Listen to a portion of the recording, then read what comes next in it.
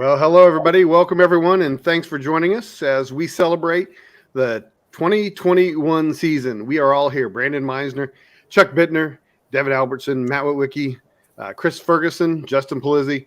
We're going to talk about the top stories of 2021 tonight. Those include Fair State winning the national championship, of course. They'll obviously finish number one in our top 25 poll, but we'll release the rest of the poll as well and talk about it and see how the voters think everything played out and shook out after that. We'll also take a way too early look at 2022. As always, we will respond to your questions and comments. But tonight we're going to start with the reveal of the D2Football.com Elite 100 team. Before we begin the reveal, I wanted to explain why we have, in my opinion, properly labeled it the Elite 100 team this year. It was Matt's idea to come up with this, and I thought it was outstanding the first time I heard this. Every year we've done it, we have limited our team to 100 players. And I've been extremely proud of the fact that we've done that because it's difficult to do. It would be very easy to just keep adding players to the team so not to anger anybody, so not to offend anybody, and quite simply so that more people would promote what you do. But I've always, been very proud of the fact that we've stuck to the 100. It mimics a roster and it mimics building a team. And so I think it is highly appropriate to call it the Elite 100 team. And I thank Matt for that suggestion. Another reason I wanted to talk about it is in the past, I've had sports information directors tell me they wouldn't promote somebody who made what we used to call the honorable mention team. They thought, and they considered it a bad term, that like it wasn't really an All-American. And if you're on our team, you're in the top 0.5% of D2 football players this year. So being in 1 to 100 on this team, in my opinion, is a great honor. And so we're not going to call them honorable mention. They're going to be our squad members because, again, we're making a roster here and making a team. So the way we're going to do it is we're going to release the squad members first. We'll work from defense to offense. Then we'll have special teams in the middle, and we'll cover all of it in special teams. And then we'll work on our first and second teamers at that point. And we'll move again from defense to offense. So let's go ahead and get started with that, gentlemen. And the first section and the first position we'll bring up are the defensive backs. The defensive backs are Charles Crawford of Clark, Atlanta, Jamal Martin Jr. of Cal U, Demarin Mitchell of Colorado Mesa, and Nick Whiteside of Saginaw Valley. Yeah, and Brandon, and taking a look at our list, what we're going to end up doing, folks, is we're going to take a look at each position group, talk about a few selected players within that group, and then kind of move on to the next position group. And in taking a look at this one here, Demarin Mitchell is one that comes to mind for me right away. Having gotten a chance to watch some of the games with Mesa this year, and the way his coach would describe Mitchell, a tough, smart, physical, and very fast football player. You got a chance to see that in games like when they were able to beat Colorado Mines. The second half when they were able to shut out Mines in that half. And you see some of the other games and the impact that he had with this team, who was a sneaky good defensive team. Mesa was top 20 defensive team in the country. So I think it's very appropriate we have a representation of that here with Mitchell. Then we also have Jermel Martin on the list as well from Cal, who was a defensive player of the year up there in the PSAC. And in taking a look at him, he did a little of everything really for Cal. Anywhere from, he had over 50 tackles, 4 sacks, 8 tackles for loss, 4 interceptions, 2 for scores, 1 punt return touchdown. So, I mean, he was doing everything but selling programs. So he did outstanding for Cal this year and was really an outstanding defender and definitely a guy that I thought was worth talking about here as well. All right.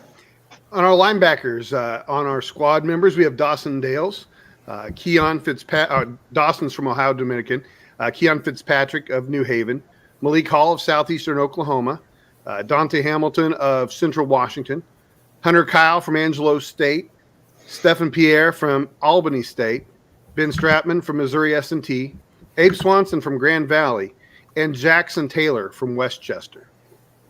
Yeah, and Brandon, I'm going to be the first one to kind of speak out on this as well. In that Dante Hamilton, Central Washington, great linebacker. Really, kind of went under the radar for a lot of people just because Central Washington, out there in the West, they're kind of away from a lot of coverage. So with that in mind, in watching him this year, every big game they had, he really jumped off the page. More than 10 tackles in their biggest games against teams like Angelo and Midwestern State. Had 3 interceptions in one of those games. Was truly their best defender.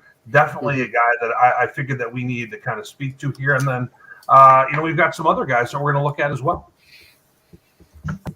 Yeah, so Stephen Pierre is another one that was kind of in that same boat as a linebacker for the Dirty Blue Albany State defense. So he was actually the SIAC Defensive Player of the Year this year. And, I mean, the guy was just kind of all over the field, had almost 60 solo tackles by himself, was one of the actual leading tacklers in all of HBCU sports, not just in Division II. But he was sort of that anchor from that linebacker spot, that quarterback of the defense spot for Albany State. And that defense was just one of the best defensive units in all Division II. Yeah, and in addition to this, Chris, as we take a look down the line here, we've also got Abe Swanson from Grand Valley State, outstanding linebacker, leading tackler for the club.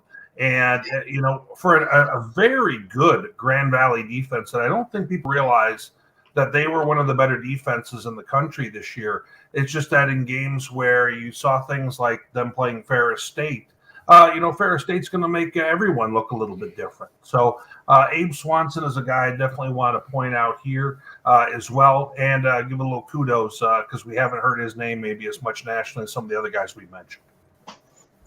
All right, let's go ahead and we will move on to the defensive line, guys. And on that D-line, we've got Nate Chambers from Hillsdale, Eric Hansen from Upper Iowa, Keyshawn James from Fayetteville State, Chad Kuhn from Slippery Rock, Will Lytle from Western Colorado, and Logan Swanson from Augustana. Yeah, and in taking a look at this list, I get the impression that we've got a few guys in this group who may be watching the broadcast. They seem like they're fans of what we do. So, congratulations, for example, to a guy on Upper Iowa and Eric Hansen that was on a 1-win squad that, frankly, struggled throughout the season. But Hansen continued to be a strong producer, ending up having, over 20 tackles for loss. Getting to the quarterback a lot. He was always a name you heard about whenever you mentioned Upper Iowa.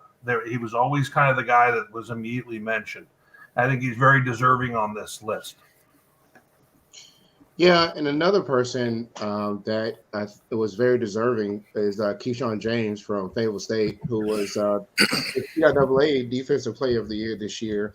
Keyshawn was kind of, as a longtime starter, this is an individual that had been wrecking quite a bit of backfields. This year, he just turned it up another notch, had 23.5 tackles for loss and 10.5 sacks, which are just some big numbers. And I know we've talked about him quite a bit on the show as somebody who's been, one of those just elite defenders, and even from that defensive line spot. So, certainly kudos to him because, he was just one of those people that we'll talk about from Fayetteville State on defense. And he was just one of those big anchors for that unit. Yeah, and I think as we look at the defensive line group, we're going to see this as we get into the first and second team reveal in a few minutes. This is a really stacked position group this year. I thought Will Lytle from Western Colorado possibly could be a first or second team All-American on this list. He was just a very dominant interior defensive lineman. I think back to when we talked with Colorado Mesa coach Tremaine Jackson several weeks ago when he kind of gave us the scouting report on Western Colorado. Will Lytle was the first name that he mentioned as somebody that they're going to have to deal with. He was a nominee for both the Gene Upshaw and Cliff Harris awards, and it's sometimes difficult to measure a nose tackle's impact off of the stat sheets because they generally just don't get a ton of eye-popping stats, but he's somebody that just stands out on film anytime you watch Western Colorado. I think the first time I saw him was against the Colorado Mines Ore Diggers early in the season, and he just definitely stood out in that game as somebody who was making it really difficult for Mines to rush the football. And he did end the year with 10 sacks and 17 tackles for loss. So just a really outstanding interior defensive lineman. Yeah, and then as we kind of round out the list, Logan Swanson from Augustana is a guy that probably about my height, probably about 6'1.5", maybe in cleats, and 325. And I tell you, just a total bull in the middle. And so your weight too. Whoa. So as we go ahead and we take a look, and I look at how he impacted games. I watch when the University of Sioux Falls played them. And, the University of Sioux Falls is one of probably the best running team, this year in the conference in the Northern Sun. And Swanson and his guys there in the front were able to limit USF to almost no rushing yards. And when you go ahead and you take a look at how they were able to shut things down there, that's just one game. They're closing out Mankato, and Swanson gets a huge sack, on a big play. And he's been a guy who has been fantastic throughout the years, and a guy that Augustana is going to sorely miss going forward. I think that's a great point, Matt. And one of the things that I've always respected about players, especially defensive players, is players that make plays at the end of games to close out games. And you said it exactly that. I've always respected that. And always thought that those were the guys you knew you could count on. Somebody when the team was driving, you knew you could count on them to stop maybe a drive with a late sack or a late tackle for loss or something like that. So that's a high compliment to the kid, and obviously Logan, congratulations. Let's move on to the offensive line though. We're going to start with Matt Armendariz from Colorado Mines, Jake Boonstra from Ferris State, Justin Calderon from Chadron State, Mike Dilla from West Florida, Joey Fisher from Shepherd, Hayden Huddle from Michigan Tech, Jacob Pruitt from Western Oregon, Elijah Reed from CSU Pueblo, Amon Simon from Texas A&M Commerce, and Ralph Singleton from Valdosta State. Yeah, Brandon, taking a look at this list here, Matt Armendariz from Colorado Mines immediately comes to mind when you take a look at this Mines squad when they were running the football. And a lot of people, have had a hard time coming around to the idea of them being more of a running football team. But boy, you sure saw that in their semifinal game against Valdosta. And the offensive line really performed admirably in that game, and they did very well in that contest. And Armendariz was the leader of that group. I also want to point out Jake Boonstra is on here, and spoiler alert, he might not be the only Ferris State offensive lineman on this list. So, a guy, their line was so dominant this year that you don't always have to put players from good teams. You don't have to have a checklist. You don't have to say, well, because Ferris won the national championship, they need X amount of players. But that line was so dominant that it's hard to ignore the abilities of all the players that they had on that line, the size and ability. Absolutely. And the next guy on there is Mike Dilla from West Florida. And Dilla helped anchor an offensive line the offense averaged 485 yards a game. We all know what the receivers and what they did offensively throwing the football. It's also an offensive line unit that gave up 9 sacks on the season. So he was the anchor of that team, arguably one of the best teams in the country. Just had a couple bad weeks in the season, but arguably one of the best offensive lines that we've seen this year.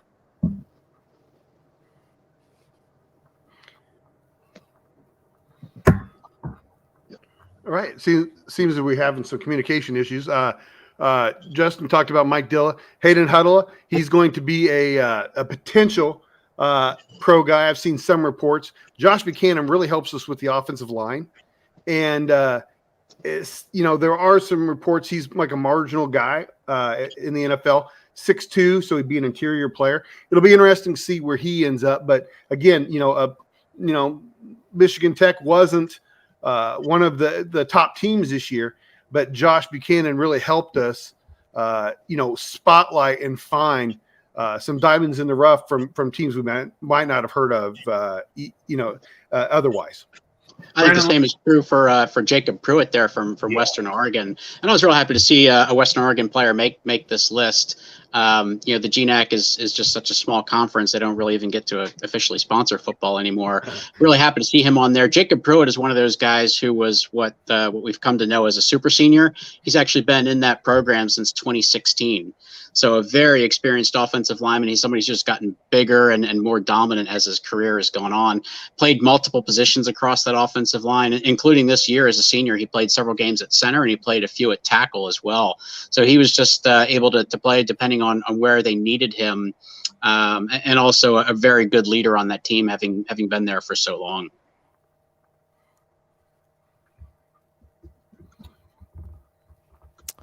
Yeah, and Ralph Singleton from Valdosta State, he's when you talk to the coaches there, they said he was really kind of the spark plug that held them all together.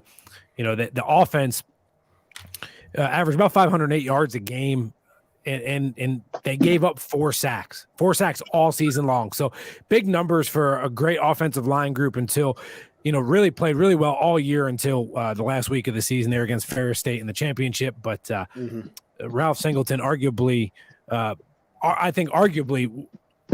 was a part of one of the best offensive lines we've seen in a long time in D2 football. All right, let's go ahead and move on to the tight ends. We have 2 on our squad, Isaiah Johnson-Mack from Saginaw Valley and Ty Snelson from Mars Hill. Ty Snelson from Mars Hill is one of those athletes who could probably play any position on the field, offense or defense. He has the size and the strength to play in the line or linebacker. He has the athleticism and the speed to play receiver, tight end, running back. You could probably put him at safety as well. He literally could play any position on the field. He really stepped up this year for Mars Hill at a time that they really needed it. If you go back to 2019, which was our last full season, Mars Hill lost 3 really good wide receivers, which was a bulk of their offense. And they really needed somebody to step up as a pass catcher this year for them, and Ty Snelson really became that guy.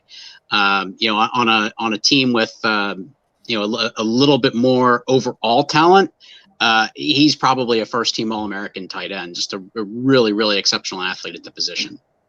Right. And Chuck, if I can add one thing about Ty Snelson, because as you all know, I call Mars Hill games. Ty is so dynamic in what they do offensively. There was a game this year where he rushed for a touchdown, rushed for a 2-point conversion, and caught a touchdown. So he's a very, very dynamic player and has his hand in on the football in a lot of different ways. Yep. Right. Awesome. All right, wide receivers. We'll start with Brendan Bolio from Bemidji State. Luandre Gallimore from Valdosta State, Luke Little from Mary, Henry Litwin from Slippery Rock, Tyreek Martin from West Alabama, and Seneca McKee from Erskine. Yeah, Brendan, taking a look at this group here. Brendan Bolio is the first name on the list, and I got a chance to see him a handful of times this year. Always impressed with his routes, his ability to get separation, and you know what? He was always the guy where it seemed like the defense had to be focused around. Watching him against Sioux Falls and then also against Augustana, 2 of the better teams in Northern Sun. It seemed like he was catching balls at will. And so with that, he's the kind of guy, he had over 1,300 yards. He was kind of their main go-to guy. They had Malik Williams, who also had big playability. But Bolio was really the guy for them, in my opinion, and very deserving to be on here. Yeah, and the next guy is Luandre Gallimore from Valdosta State, and I had an opportunity to see him play in a couple playoff games this year. Caught just over about 1,100 yards, 15 touchdowns. Is an extremely explosive receiver. Has the ability to body you up and run crisp routes. Has the ability to burn down the field. understands leverage, understands how to get open, and really flourished in that offense and understanding what he had to do to be successful. And there was times I felt like he was able to put the team on his back and go get the football, and has tremendous ball skills. And he just announced the other day for the NFL draft. So it's exciting to see if that pans out. But Leandre Gallimore is a phenomenal receiver and definitely worthy to be on this list. Brandon, as we kind of move on down the page, we can see Luke Little is on here as well. Luke Little from Mary. Now, there's also a good Mary receiver who gets a lot of attention. And that is obviously a guy, that ends up catching a lot of passes, getting, Mr. Kittner. And but Luke Little here, by the way, 20 touchdowns caught, and was, one heck of a Robin to Kittner's Batman, and cannot be ignored given the fact that he was forced 20 times in 11 games, and was a guy who can go up and get the football, and really impressive, senior season he had. Right, and a big receiver too. Yeah.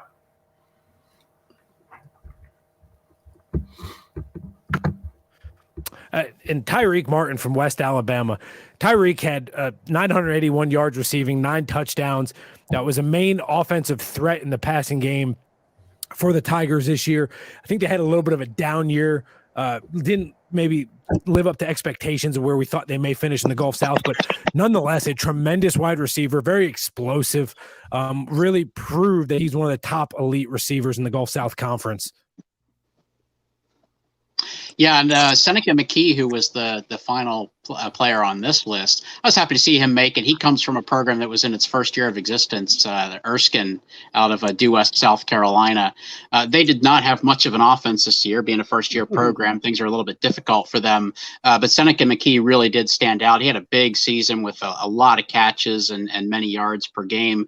Unfortunately, we won't get to see Seneca next year in the SAC. He actually had such a good year. He's able to parlay that into a transfer. He's going to be at Division I UNLV next year. So that kind of gives you a clue as just how effective he was in that offense with a first-year program. All right. Moving on to the running backs, gentlemen. Cole Chansey from Harding, Tyreek McAllister from Charleston, Dwayne McGee from Lenoir-Rhyne, and Michael Zeman from Colorado Mines. Yeah, Cole Chansey right off the top, guys. When you take a look at him, he is kind of one of the guys that you would really expect to be on an Elite 100 team. You take a look at it. First off, a lot of people don't realize. I mean, this guy was scoring touchdowns at Harding back when they were, back when they had, Luis Perez, and they were had that kind of squad. I mean, he was getting 1,000-yard season back then. He's had since that time. I mean, when you take a look at his numbers, 5,000 career rushing yards, 60-plus scores. Had another big season this year where he scored over 20 times. And he was just a total hammer for them in the running game.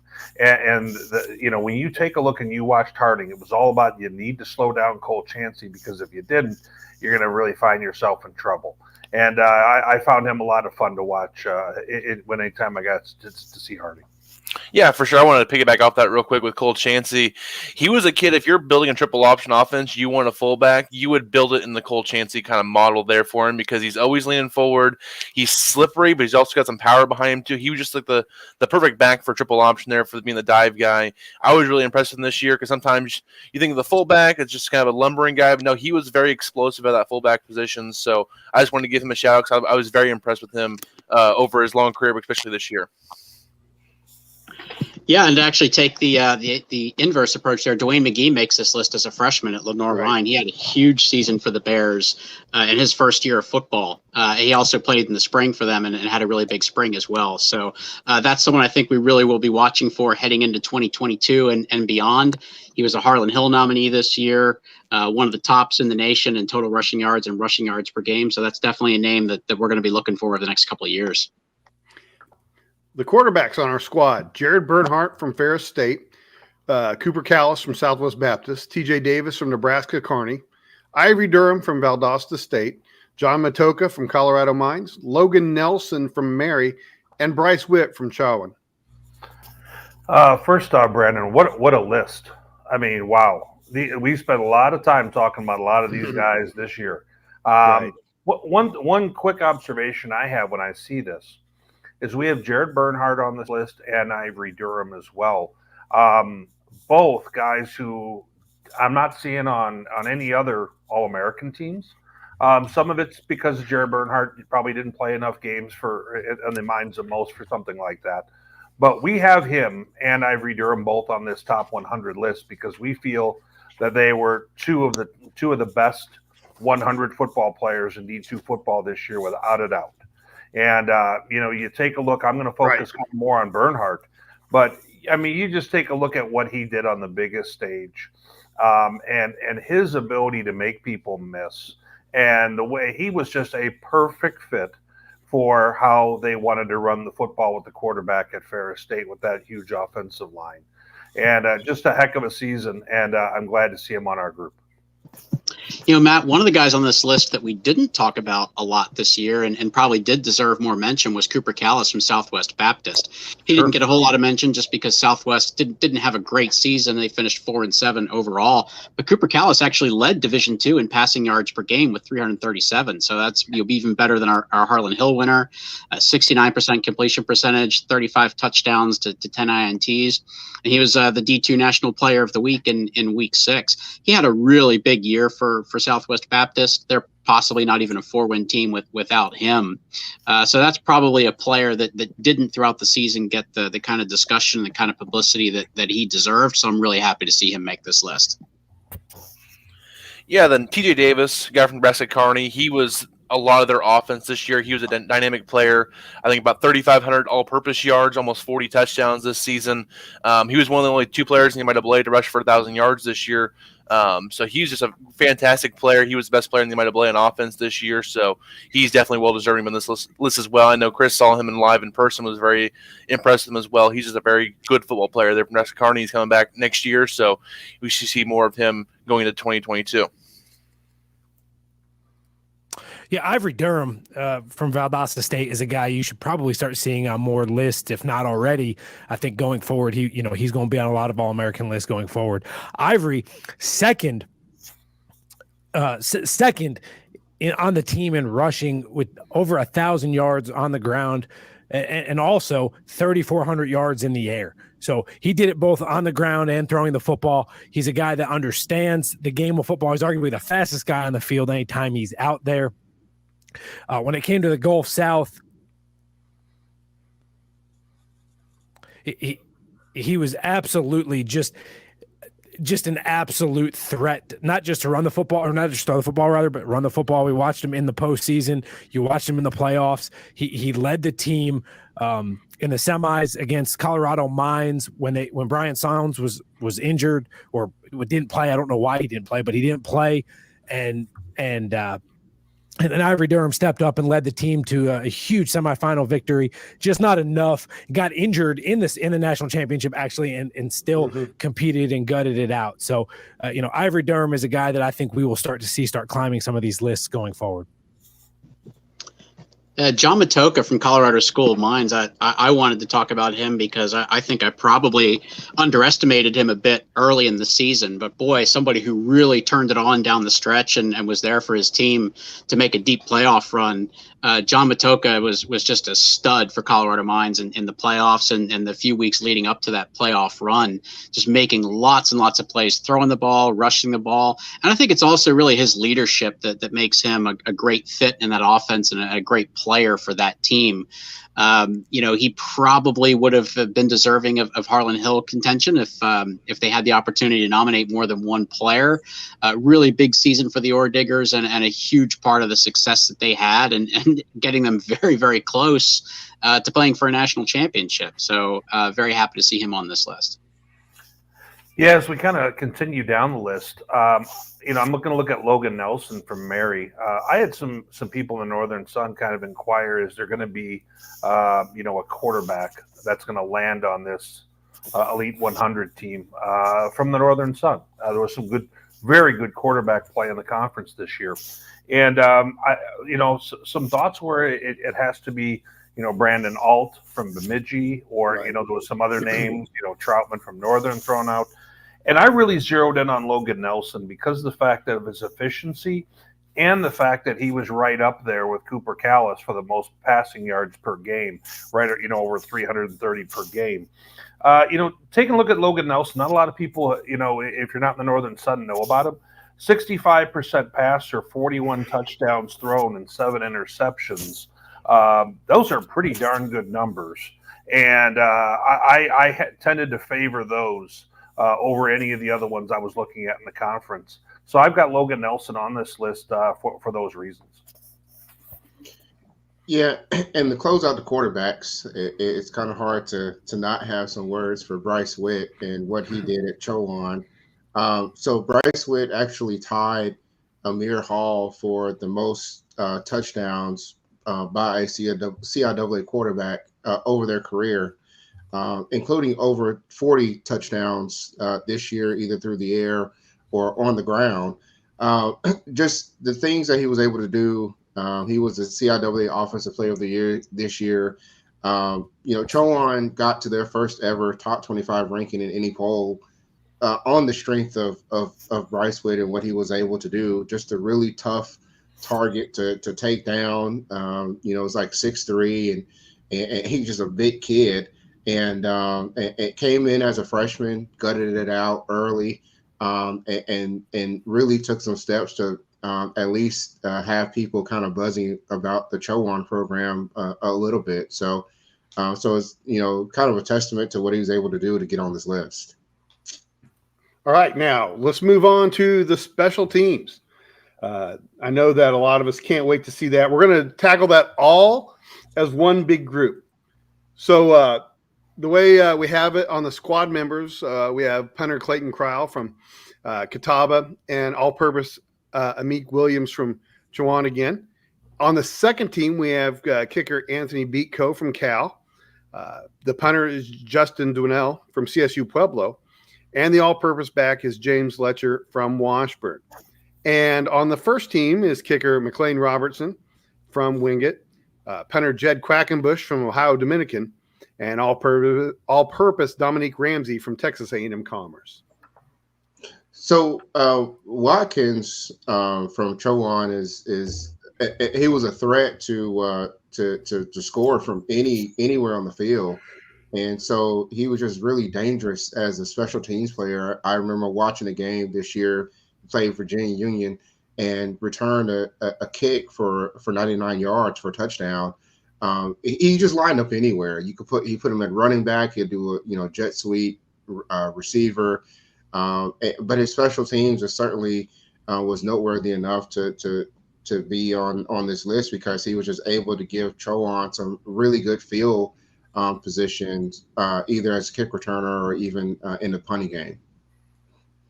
Right, James Letcher was a second team all-purpose player, and I had talked to a coach between the first and second round, and I was explaining to him that that Harding basically had shut out Washburn from, for all intents and purposes, except for Letcher returning a kickoff for a touchdown. And the coach basically said, I can't believe people are still giving that guy a chance, which, is one of the highest compliments that you can give a player, is that another coach says, don't even give him a chance to beat you. On the first team punter, Jed Quackenbush, he was a D2Football.com player of the week, I believe special teams twice, maybe more. He was second, I believe, in the country in punting, but when you really, did a deep dive into it, he did an exceptional job directional punting too. He had about twice as many punts inside the 20 as the guys he was competing against for positioning on this team. So he had a great season and, clearly deserves to be the first team punter. Yeah, and then you have Dominique Ramsey from Commerce, who has been a very decorated player over his career. He's, again, one of those other guys that has played in all phases of the game. And in his case, averaged about 16 yards per punt return. He was just instrumental in what Commerce was able to do in trying to establish really solid field position. Also, great defensive player in the secondary as well. All right. Let's go ahead and flip and talk about our first and second team defensive backs. For the second team, we have Dallas Flowers, Pittsburgh State, Gregory Jr. from Ouachita Baptist, Tristan Rankin from Mars Hill, and Keyshawn Walker from Kentucky Wesleyan. On the first team is DeAnthony Bell from West Florida, Anthony Blue from Newberry, Tobias Harris from West Texas A&M, and Josh Williams from Fayetteville State. Yeah, and you know what? Taking a look at this group, Brandon, to give a little bit of context for some of how we come up with this group. Obviously, our group here at D2 Football watches a whole lot of games and pays a lot of attention to this. But we also have Josh Buchanan, our scout, who helps out, scouting small college football, for the NFL. And I would say no position group more, it kind of speaks to some of the people that Josh was talking about for being potential NFL guys than this group here, because his fingerprints are kind of all over this with regard to potential NFL talent. And, I'm looking at Dallas Flowers right off the bat from Pittsburgh State. He's a guy who had came, from transferred on over from NAI, national runner-up Grand View. And he had 4 picks this year and was amongst the top players in D2 at a 33-yard kick return average as well. So lightning fast, NFL talent, definitely the kind of guy we're going to have on our team.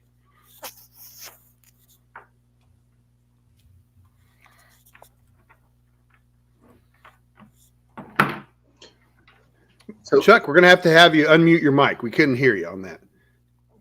Thank you, guys. Sorry, I was No on mute. worries. I have a little bit of a different setup. I'm not in the home office, a little bit of a different location here today. No worries at all. We'd like to hear all your comments. So go ahead and start over, please.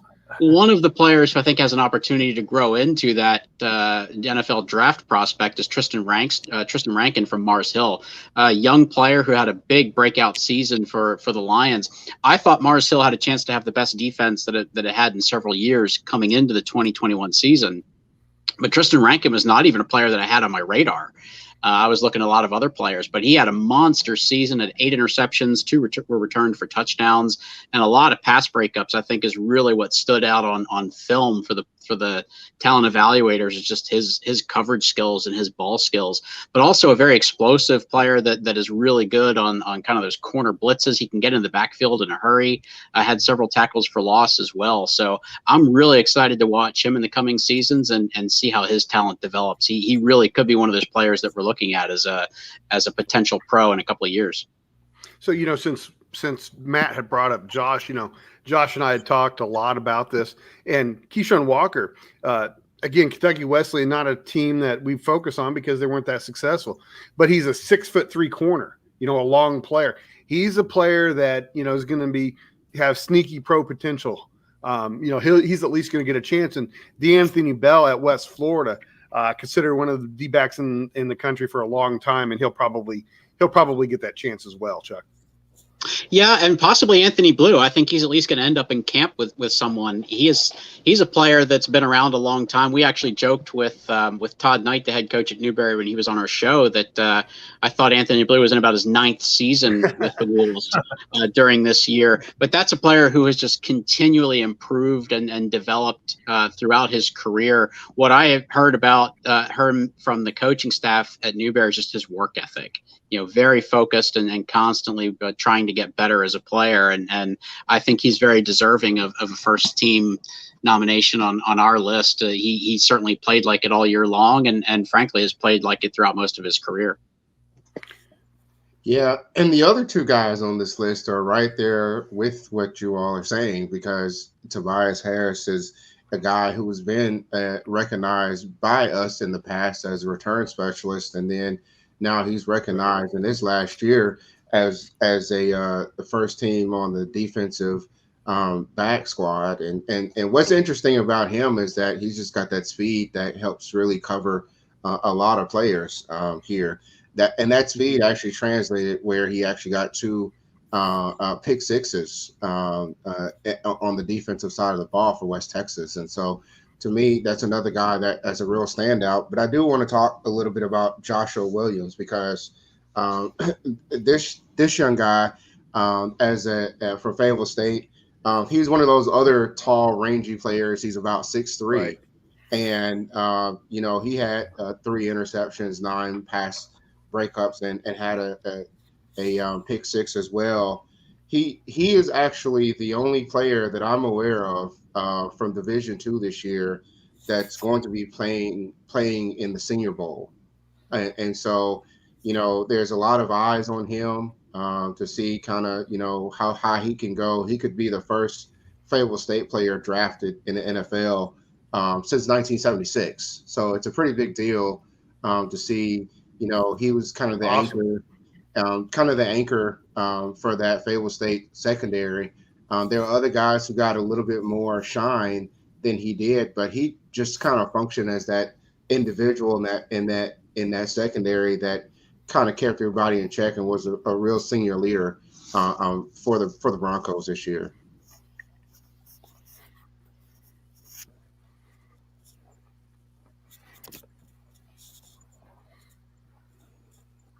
Okay, I don't know, Chris. I don't know if that is your connection or mine, but I was having trouble hearing it. Nonetheless, I had watched some video of Joshua Williams as well, and the way he moves is pretty special. You can tell by watching him play football that he has a chance, and some great coaching can make the next level. Let's go ahead now and move on to the linebackers. Everybody, our second team linebackers are Carter Duxbury from Winona State, Nick Moss of Valdosta State, Colton Smith from Southwest Baptist. The first team is Guam Lee from Notre Dame, Drew Sears from Lindenwood, and Marvin Terry from Delta State. Yeah, Brandon, taking a look at the list right off the bat, I see Carter Duxbury, a guy who was, interestingly enough, kind of had a breakout season. One of those guys where, you didn't have a lot of buzz about him preseason. Then all of a sudden, he ends up leading the Northern Sun in sacks with 11. And for a defense that was, could be pretty stingy at times as well. And so I was glad to see him make our list a real gutty player. Next on the list, Nick Moss from Valdosta State. Nick had 57 solo tackles, 64 assists, 4.5 tackles for loss, and really the centerpiece to that Valdosta State defense. That he's aggressive. He can move in space. He understands. He can read. He can read what the offenses are doing, and so he's a very dynamic player. And he's a player that was huge for the Blazers down the stretch, especially late in the postseason. Chuck, go ahead and unmute yourself again, please. Guam Lee from Notre Dame College is a player who really lived up to the preseason expectations. I do some work for the Mountain East Conference, and he was a player that I had pegged as the player of the year in that conference in the preseason, and also a very likely first team All-American. And he certainly lived up to those expectations. Just had a great year, 23 total tackles for loss, 9 sacks, and lots of tackles, led the Falcons in tackles. And that was a very good defensive unit. He's not the only good player on that team. It's very hard to stand out offensively or defensively for Notre Dame College. It's a little bit difficult to be a standout, but he just had a great season. One of the players that we discussed as a potential defensive player of the year, we'll find out in a few minutes if he got that or if it went in a different direction, but he was one of the players that we talked about as a defensive player of the year. That's how great of a season he had. So I think he absolutely deserves to be a first teamer on this list. Yeah, and another first team linebacker, Marvin Terry from Delta State.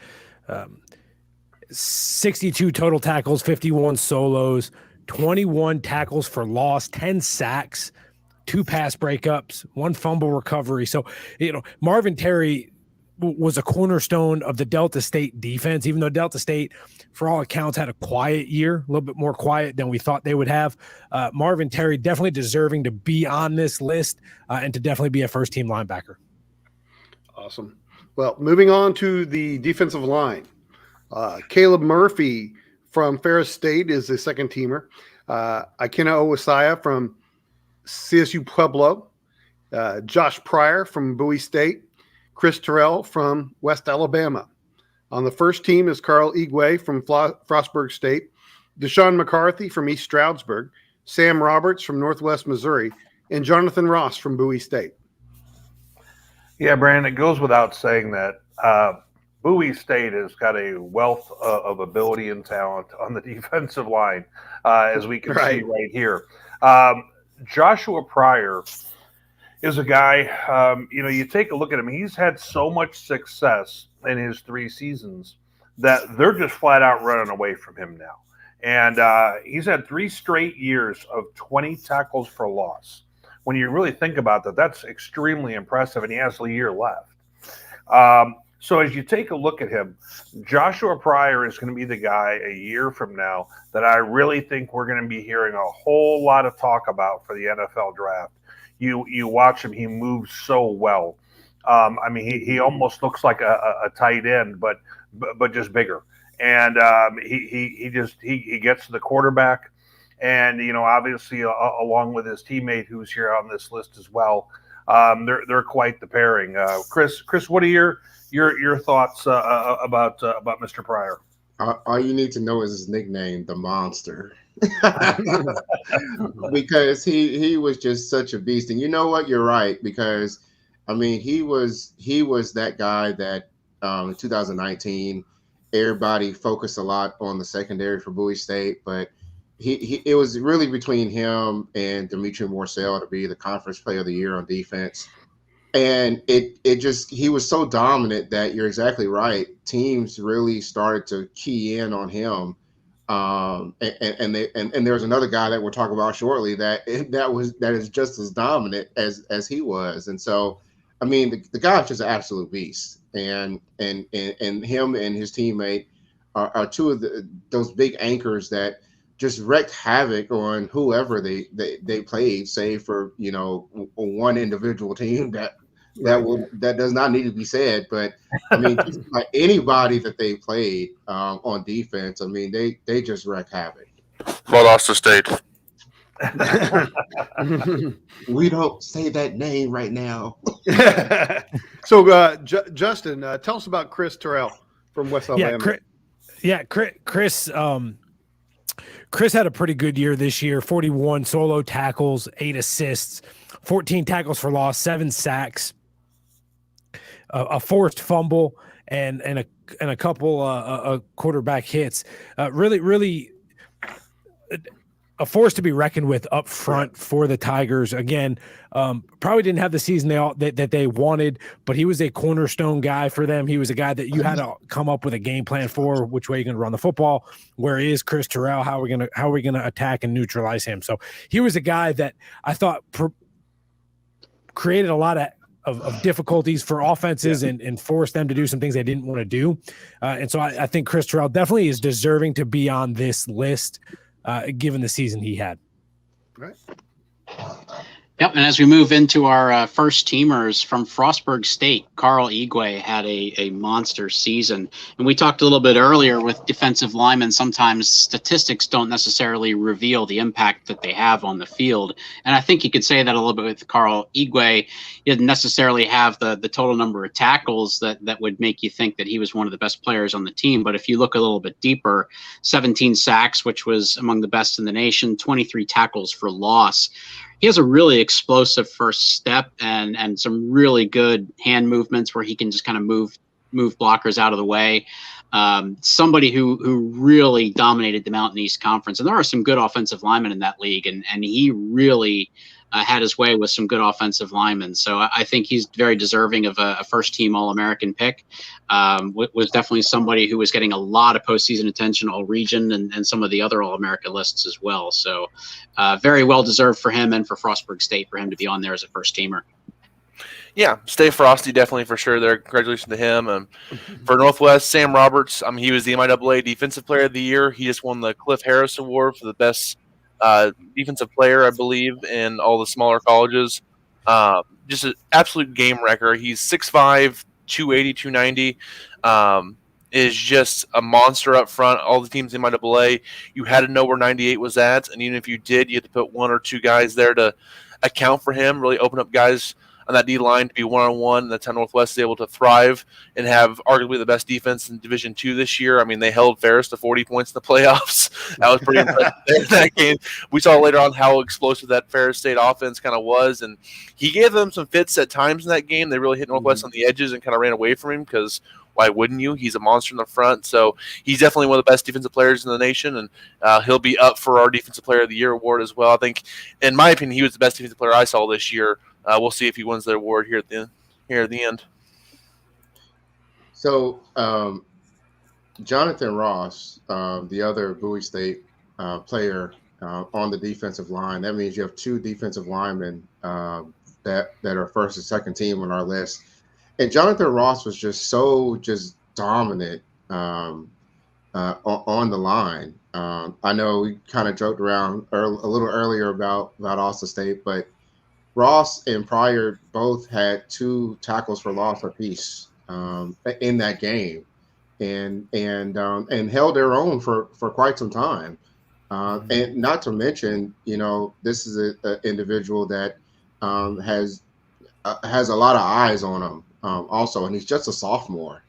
And so, just the amount of development that Bowie State has had with players on defense to have this recognition is just huge. And Pryor and Ross have just been 2 of those really standout guys on that unit. All right, let's go ahead, guys. While I was taking care of some business, let's move on to the offensive line, first and second teams. On the second team offensive line, we have Josh Doberman from IUP, Mark Murphy from Bowie State, Zane Obeid from Ferris State, Willis Patrick from Angelo State, and Andrew Strickland from Wingate. On the first team, Sebastian Gutierrez from Minot State, Brent Lang from Minnesota Duluth, Brandon Nicholson from Notre Dame, Tanner Owen from Northwest Missouri, and Dylan Pasquale from Ferris State. I want to point out, guys, and then you guys can analyze the rest, but, Zane Obeid is a junior. If he were to have come out this year, he could be a potential draft pick. And then Dylan Pasquale, if there's such a thing as a consensus All-American lineman, it would be him this year, as he's been, he won the small school lineman of the year award, and he's been on every All-American team. So he was a dominating force in their playoff run. And Ferris State had an incredible offensive line this year, evidenced by 3 All-American or Elite 100 selections this year. Yeah, certainly not strange to see a couple of Ferris State players on first and second team. Andrew Strickland on that second team. As somebody who covers the South Atlantic Conference, for me, it's going to be very strange to not see Andrew Strickland on the field next year. He's been one of the top offensive linemen in the SAC since he started playing several years ago. Really, really dominant offensive lineman. He's made a lot of running backs look awfully good coming out of that Wingate backfield for the last several years. They've had a lot of really good running backs, and he's been a big part of why they've been so successful running the football. And I also want to say he's earned a ton of academic awards as well. He's an academic All-American, has been, I think, every year that he's been at Wingate. He's earned several scholarships for his academics. Really outstanding student athlete. He's almost the prototype of what you want to see in a Division II student athlete. But athletically, also just an exceptional offensive lineman. And as I said, someone who's made a lot of skilled players look awfully good in that Wingate offense. Yeah, as we continue on with the list, guys, I take a look at the fact that we've got a few Northern Sun guys here. I take a look at Brett Lang and obviously Sebastian Gutierrez. And Brett Lang from Duluth. Obviously, the Duluth squad still has a great offense. And, Brett Lang is just another one in a long line of really good top-level Duluth linemen. You take a look at Peter Bateman that they had a handful of years ago, Garth Heikkinen, and others before that. And so, you take a look at the fact that Lang's on here. He should be on here. Sebastian Gutierrez from Minot State has kind of popped up a little bit.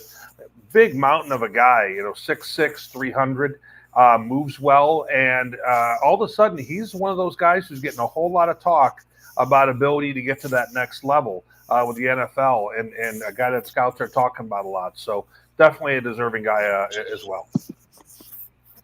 And I noticed in the comments a little bit earlier as we were going through offensive linemen on the squad, somebody said, hey, there's nobody from NDC in there. Well, we hadn't gotten to the first team yet. Brandon Nicholson is the first teamer from Notre Dame College and somebody who definitely deserves it. He actually finished second to Dylan Pasquale in the Gene Upshaw voting. 4-time first teamer in the All-MEC. Just a really dominant offensive lineman, has exceptional hand skills, really, really good off the snap. Certainly somebody I expected to see as a first or second team All-American, and we'll be interested to see if he has a future at the next level. I think that he's at least going to get some looks because of his size and his ability, and also another one of those Notre Dame players that head coach Mickey Mental talked about when we visited with him earlier in the season, having really good kind of quiet leadership skills, somebody who really leads by example. So not surprised to see him as a first teamer. Yeah, then you got Tanner Owen from Northwest, first-team All-American. He's a 4-year starter for Northwest. I think he was a preseason All-American for our D2 team as well. He was just a guy that Northwest didn't really send a whole lot of help his way. They let him be on an island there. A lot of their better runs this season came off that left side of the offensive line. He was just an anchor there for Northwest. He's a really good player there, and was kind of the catalyst for that running game with a really good running back they had there and a passing game that was kind of coming along. So he was just a fantastic player there for Northwest. All right, moving on to the tight ends. Ian Friday from Adams State is the second team, and Hunter Budke from Fort Hays State is the first team. Speaking about tight ends, this is a position that I normally prefer to have very tall, rangy players, similar to how you like to have tall, rangy defensive ends. These guys are both a little shorter, like in the 6'2" range, but both have done a great job at tight end. And in addition, Ian Friday ran a 4.6 40. So he has the potential to move on, be an H-back, fullback in the NFL. Moving on to the wide receivers, everybody. Second team wide receivers, Tywan Pierce from Concord, Cameron Saunders from Central Missouri. And on the first team is Elliott Curry from Henderson State and Danny Kittner from Mary. Tywan Pierce from Concord was a player who had a really big season on a team that struggled and didn't quite perform as well as I thought they might be able to in a rebuilding year. But he had a great season, 81 total catches and 117 receiving yards per game, which was fourth in the nation. So not surprising to see him in this list. Actually, when we look at our first and second teamers, I think that those are the 1 through 4 in receiving yards per game. And he was fourth in the nation in that category. And that was also about 1/3 of Concord's offense every game. They did not have a strong rushing attack, ended up having to migrate towards almost exclusively a passing game. And he was about 1/3 of that offense every game. So despite the fact that he was their number one producer and somebody that the defenses really had to key on, he was still able to perform and produce at a very high level for Concord throughout the entire season. So a well-deserved honor for him. Yeah, and then Cameron Saunders from Central Missouri. He was a guy, not a whole lot went right for the Mules this year. They're in Warrensburg, but he was a guy who was explosive all year, 1,400 yard receiving, 10 touchdowns.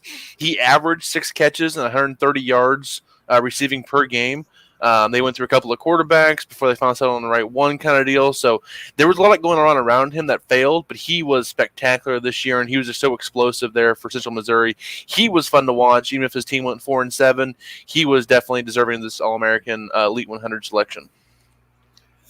Looking at the remaining fellows there on our page, we've got Elliott Curry up at the top there from Henderson State, who was a guy coming into the year that we thought was probably the top wide receiver coming into the season. He did nothing but do tremendous this year, and he will be clearly a guy that's going to be very high in terms of NFL teams' interest, a name to remember.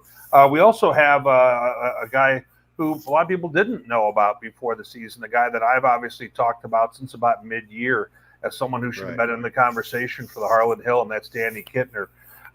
Putting up just video game numbers, 130 catches, all the touchdowns and yards, and just really a tremendous year that he had. I mean, we've covered him throughout this entire time. very pleased to see him be first team with our group. All right, let's move on to the running backs.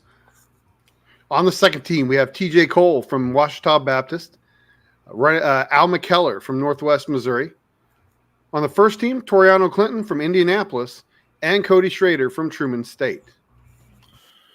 Yeah, with Al McKellar from Northwest, I mean, he was just a tank of a running back. If anybody watches the NFL, you have the angry runs. That's what he had at about every game. He'd be 2 or 3 guys take him down about every time. And he was a guy that I'm sure if he wasn't there in Northwest, I don't know if their offense scores enough to win, get to the playoffs and go as far as they did, because he was just the catalyst for that offense. And when things weren't working in the passing game or stuff wasn't working, they would just go back to the basics and run behind Tanner Owen, give Al McKellar the ball, and let him go to town kind of deal. So he was definitely the workhorse for Northwest. 1,400 yards, led the MIAA in rushing.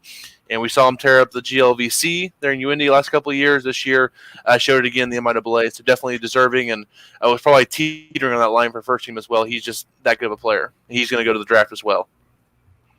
Yeah, it's hard to imagine that there could have been a scenario where Toriano Clinton and Al McKellar were in the same backfield for the same team at the same time. How about that? Toriano Clinton actually makes the first team for Indianapolis. Unfortunately for him, he had a late season injury. He only ended up playing in 9 games. Did try to come back late in the season, but just wasn't really himself. At the time of his injury, he was leading the nation in rushing yards per game. Still ended up finishing second in that category. And I really believe if he hadn't had that late season injury, he very likely would have been a top contender for the Harlan Hill Trophy and probably would have been a statistical champion in a lot of categories. So a great season for him. And a guy who did end up the statistical champion in almost all the leading rushing categories was Cody Schrader from Truman State. He ended up leading Division II in total rushing yards per game, and rushing touchdowns. So we'll see what happens with his future. I believe he's a player that put his name into the transfer portal, so may not be at Truman next year. So it'll be interesting to see where his future leads. But he certainly had a huge season for Truman State in 2021. All right, let's move on with the quarterbacks. There should be no suspense. If you're paying attention, you probably know who the 2 quarterbacks are. Second team, Austin Reed from West Florida. And first team, Tyson Bagent from Shepherd. Yeah, taking a look at Austin Reed. Every time I see him play, frankly, Brandon, I think back to when we were at the 2019 championships, championship when they were playing Mankato, who was a favorite going into the game. And I remember pregame getting a chance to walk down to the other end of the stadium and watch Austin Reed throwing routes to his guys. And all of a sudden, he started opening up and throwing, go routes. And he was flicking the ball 40, 50 yards down the field, and he made it really easy. And his receivers were flying. And I remember turning to the guy who was next to me, I believe our friend Rod Barr, who's a photographer for D2 and Northwest Missouri State. And I remember saying, Mankato better get home in this one, meaning they better get a pass rush on him. And in the first half, they didn't. And he put up video game numbers because he is such a good thrower of the football. And they really made things look easy there for a while. And he's just a tremendous talent that they have at West Florida. Yeah, with Austin Reed this year had a 159 passer rating, 207 for 378. For 3,400 yards and 8 interceptions. So tremendous year. Average at 310 a game in the air. And so you look at what he brings to the table. He's a weapon in and of himself. And I think for West Florida, knowing he's coming back with the experience he has, I mean, to me, he's got to be a favorite, at least to be thought about for the Harlan Hill going forward. Yep. All right, guys, let's move on and go ahead and talk about the coach, defensive, and offensive player of the year. We'll start out with the coach of the year. I thought it was an easy selection. It's going to be Tony Annese from Ferris State.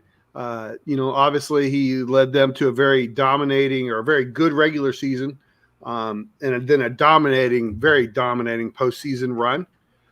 In fact, I could only think of 2 other guys off the top of my head anyway, who might have even been in consideration. Jim Clements from Kutztown, who doesn't have a single All-American on this team and was a Hail Mary away from advancing to another round in the playoffs. And also Josh Baines from Western Colorado. a team that hasn't been very good and made the playoffs this year. So, in any case, congratulations to Tony Anise. Very deserved for the Shepherds for Fair State's undefeated 14-0 season. The defensive player of the year, we are going to give it to Drew Sears, linebacker from Lindenwood. And Matt, tell us about the thought process and why Drew Sears was named defensive player of the year. Yeah, I think this was really one of our toughest decisions that we had this year, Brandon, was because there's so many defenders that we thought that were worthy. I mean, we were bouncing around, obviously, the guys from Bowie, Roberts from Northwest Missouri State, the D lineman, Guam Lee, some of the defensive backs. I mean, there was just a lot of people that we thought were all in that immediate mix. But we ended up landing on Drew Sears. Basically, because of the fact, I mean, he was just an absolute tackling machine on a top 25 squad and a guy who played big in their biggest games. If you take a look at, how he did throughout the season, some of their biggest games, he really shined.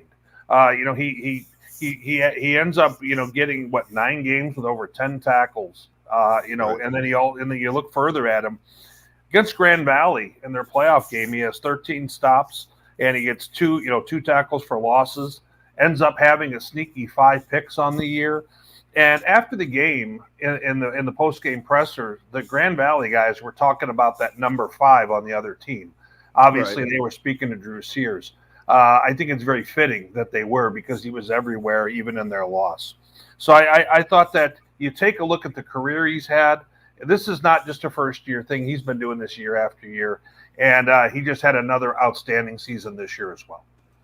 I want to add and discuss the process a little bit too. With Josh always sends me some initial names and award winners. This is the first year that he has not sent a defensive player of the year. So we had a very difficult time with this decision. I think it's the closest it's been since we've been awarding defensive player of the years. We talked about Igwe. I thought it was going to be Guam Lee, but he tied with Igwe for the MEC Player of the Year, which makes it hard to name one of them National Player of the Year. Roberts obviously was a candidate. Sears was a candidate. So it was just a very, very tough year when none of us could, absolutely conclusively come to the one guy who was the Player of the Year. Yeah. So in any case, congratulations to Drew. Let's move on to Offensive Player of the Year. The way we've talked this year, I don't think this is any surprise. Tyson Bagent of Shepherd is our offensive player of the year. And let me be clear I know Chris wants to talk about it, but let me be clear. Just in the past, we haven't just defaulted to the Harlan Hill winner for the player of the year. I once had an SID who complained to me that we were going against their Harlan Hill selection by naming another player as our first team quarterback. And so I basically gave him the business and told him, I would let him select our award when he started letting me select theirs. So having said that, Tyson Bagent deserves this award. It has nothing to do with winning the Harlan Hill. And this has everything to do with our opinion of the season that he's had. Yeah, and I mean, here are the numbers: 5,000 exactly passing yards, over 53 touchdowns through the air. One of the things that kind of stands out about Shepherd, and I know we've talked about this, I know amongst ourselves, but Shepherd kind of reinvented themselves as over the last couple of seasons, especially being in the PSAC. From this, really strong defensive squad to one that really leans on the offense quite a bit. And to me, you have this individual that really carried the team when they needed it the most. I mean, when you look at what happened in the playoffs and those 2 Hail Mary passes that he had, I mean, those were just incredible events that sort of happened towards the end of those games. But Bagent was just a special talent that Shepherd really leaned on throughout the season, and that's really just hard to ignore. I know the comments kind of reference that that, yes, Ferris shut down Shepard, but I mean, it's more than just what Bajent was able to do in that game. It was to me more on the offensive line, and he didn't really have a lot of time to pick apart. And I think that's just the strength of Ferris's defense in that particular instance. So to me, I think this is a very worthy selection. I mean, when you just look at the entire body of work that Tyson Bajent was able to do over the course of this year.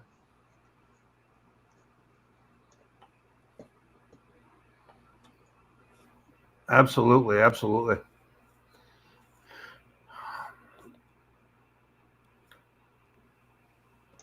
Brandon, you're on mute. Thank you. Sorry. Thank you, Chris. I want to, again, what I was saying, I want to congratulate everybody who made the list. Obviously, you had a great year, and your selection was a worthy selection. Let's go ahead and then move on, guys. And we're gonna share a top 25. The funny thing about top 25 polls is they're somewhat anticlimactic.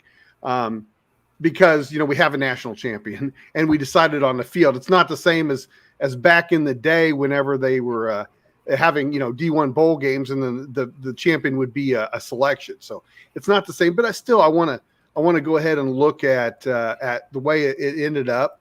I'm going to share my screen, and I don't know. Is that hard to see, guys? Should I make that a little bigger? I'm the wrong person to ask. Yes, you should. Okay. Yeah, we can't see that. Okay, let me see if I can make that a little bigger. Okay, too big. It went to mobile mode when I did that. Ferris State ends up at number 1. Obviously, they should be there. Valdosta State number 2 at 12-2. Northwest Missouri number 3. Colorado Mines number 4. Grand Valley number 5. Then Shepherd, Harding, Bowie State, West Florida, and Angelo State round out the top 10. Kutztown is 11, Notre Dame 12, West Georgia 13, Nebraska Kearney and Western Colorado round out the top 15. Mm-hmm. New Haven, Newberry, Bemidji State, Albany State, Augustana, and Albany State and Augustana round out the top 20. Then the final 5 are Washburn, Slippery Rock, Lindenwood, Ouachita Baptist, and Lenore-Rhine. All right, so you guys want to address the top of the poll first? Yeah. Ferris State obviously belongs there. We got Valdosta Northwest, Colorado Mines, and Grand Valley afterwards. It looks pretty good to me, based on what I'm seeing. Brandon, what I'm seeing, and I agree with Devin, it's we don't, when we go to do this poll, and just so everyone's aware, we don't do a thing where it's like, okay, the top 4 have to be the 4 teams from the semifinals, or the top 2 have to be the 2 teams playing for the national title. If we thought one team was just flat out stronger than the other, we're going to move them up. And so like when you take a look at this here, Northwest Missouri State was just slightly ahead of Colorado Mines, for example, because Northwest Missouri State ran into Ferris early and frankly gave them their best football game. And, then you take a look at, Shepherd slips down to 6, but it's because of some of the really strong squads that we thought would basically beat them head to head. So, as you take a look at that list, that's kind of our thinking behind it. It's not what were you the week before or things like that. So, right. In taking a look at this list, I personally, because this is a culmination of a lot of people that we have them vote. I personally think West Florida is probably a little bit low at 9. I would have them beating plenty of teams in front of them. So that's kind of my thinking when I saw this. That's probably the first thing that jumps off. Ferg, what do you see here, Chris, when you look at the list? This is kind of a hard one because I guess I look at Northwest at 3, and I know that they had a hard time with Ferris, but so did everybody. So I mean, it's kind of like when you go down this list and you start looking at who do you pick apart, it's really difficult to do that. Sure. Maybe Grand Valley might be a little high, but again, it's like you measure them against Ferris and then you measure them against a whole lot of other teams, and you're right. I mean, I think Grand Valley could really beat a lot of teams handily. So I don't think West Florida's. I think they're good right where they are. I think that it seemed like they had a really bad day at playing Newberry, and I think Mhm. that we knew that at some point they were going to get caught up in, and somebody was just going to catch them by surprise, and we worried about that for weeks. So I think at 9 is probably a really good spot for them. So I don't have a lot of heartburn about this list. I agree with you, Ferg. Actually, 9th is exactly where I had West Florida. Realistically, I think that they probably are one of the 2 or 3 best teams in the country, but you can't not pay the price for completely blowing it in the first round. Yep. And that's what they did. And I've been very high on that program, but they completely blew it. They lost to a team they shouldn't have lost to. So, you pay the price for that. So they're down in 9th. Now that said, I'm going to have them very, very high heading into 2022. Right. So they should pay the price for messing up my bracket. Because you remember, I picked them to win it all, Well, we try not to be too vindictive, with our own agenda when we do this. But I think Grand Valley was an interesting one to me. I had them a few spots lower, and it was kind of difficult to figure out where exactly they fit in because they're a 10-2 team, both losses to the same team. Right. Mm-hmm. That was our national champion, and that regular season game, they could have won that. They had some bad luck, some misfortune, a couple of bad breaks, some bad calls. They could have won that game. So I had them a few spots lower, but I don't have any heartburn or any real objection to them being as high as number 5 in this final list. Okay. Anybody else? Do we want to move down? Or are we? I think Angelo, came from 24 to 10. I think our voters probably had them a little too low, obviously. Mm-hmm. I think are they being benefited by a good playoff run? They deserved it. They were dominant in that playoff run until they ran to Mines. They were really good those first 2 games. So they definitely deserved the flowers they're getting right now. And I know we've talked about West Florida before, but they are our highest ranked 9-win team. They're highest ranked. They're over some 10-win teams as well. So I think we're giving them quite a bit of credit despite being an early exit there in the playoffs. So kind of both the same 2 sides. They were really dominant in the regular season, but also you got to weigh that playoff loss a little heavier than losing in the regular season kind of deal. So, and we'd mentioned that Angelo had gotten the bump. Colorado Mines obviously got a pretty good bump too. It's a lot harder to go from 10 to 4, I think, than like 25 to 10 or something like that. Anybody who's ever voted and knows, top 10 is you're more solid in your selections in 1 through 10 than you are even 11 through 25. You could go a lot of different ways. So, Bowie had a good season. Obviously we talked at the preseason, Chris, that, winning a playoff game was a goal for them. They accomplished that. They won, they advanced. So it was a great season for them. Hey, Chris, had a great Bowie's year. finally ranked over in West Florida for you. That's why I said they're right where they're supposed to be. So New Haven got a little bump. They had from the end of the year. Newberry was obviously unrated. Bemidji State.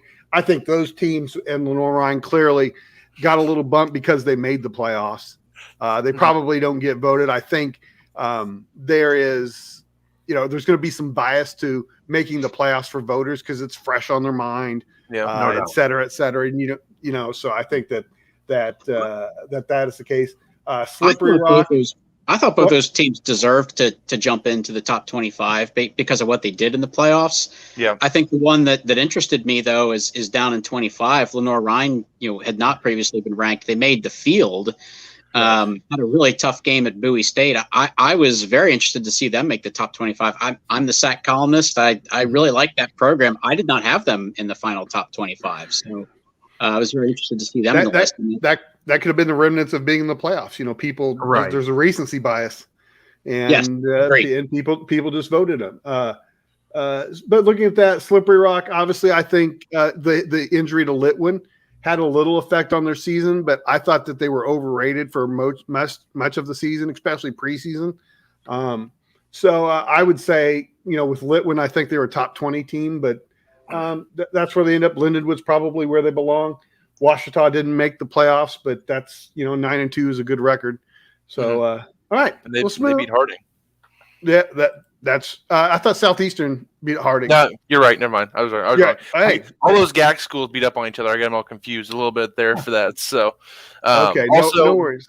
Just one little note for me, these rankings. I know in the playoffs, Washburn was ranked higher than Nebraska Kearney in the last poll that we had in the regular season. They flip-flopped in the spots I think they probably should have been, where Kearney is above Washburn as well in this final top 25. Gotcha. So, okay, let's go ahead and remove that. Move on. Top stories of 2021. We don't have any graphics for it, so I'm going to kind of go down the list of things that we talked about. These are in no particular order. Ferris State wins its first national championship. Obviously a big story. Anytime we have a first-time national champion. We hadn't had any first-timers for a while. Now we've had like CSU Pueblo, West Florida, and now Ferris. So that's kind of fun. Yeah, and in taking a look at him, this wasn't just any old champion either. I mean, we were talking after the game, Brandon, that, I mean, this is one of the better and more dominant-looking champions in recent history. I mean, you'd have to think about who you're going to line up to be able to compete or beat this squad with how they were able to play bully ball up front, and the fact that they were sneaky good defensively. And you take a look at the fact that they had pretty darn good speed also. I mean, we noticed that in the championship game. We were expecting Valdosta, frankly, to look a lot faster than Ferris. I didn't see any of that on the field. And, I mean, there was times where Ferris, catches a quick little slant, and all of a sudden they're taking it to the house. And, it was like, wow, they're fast too. So, I think it really speaks to what a heck of a year they had and what a deserving champ they are, and one of historic proportions, like a really memorable one too. That was a painful. Right. I mean, that was painful. We just call it what it is. That was bad. I mean, look, Valdosta, I enjoyed watching. Ferg, I didn't get to see you after the game. I heard that you departed a little bit early. You kind of knew what the script was from the end. Yeah, it's one of those things where you just know you need to change the channel, which means plus it was like frigid cold there. I mean, It got pretty cold. That's not cold. night. Oh, was it too chilly for you up in the press box, Ferg? Oh, it was just when I stepped out of the press box, it was horrendous. As a matter of fact, it's going to be cold outside tonight. All right. I can't take it. Yeah. Well, we'll have to stop Chris's therapy session, but we might need to start it up again. Gary Goff leaves Valdosta State the day after they fell in the national championship. One of the best jobs in the country is open. I think that it's obviously an awesome job, and I was sorry to see Gary leave. It was kind of fun to get to know him this year, and I think he's a great dude. He is absolutely a great dude. He was very gracious with us and very generous with his time. The few times that we reached out to him, just could not have been nicer and more gracious to us. So we thank him for that. And I'm not surprised to see him get plucked away by Division I. I thought he might be at Valdosta a few more years. But that was a great opportunity for him. It's a program that you can win at in Division I. It's in really good recruiting territory.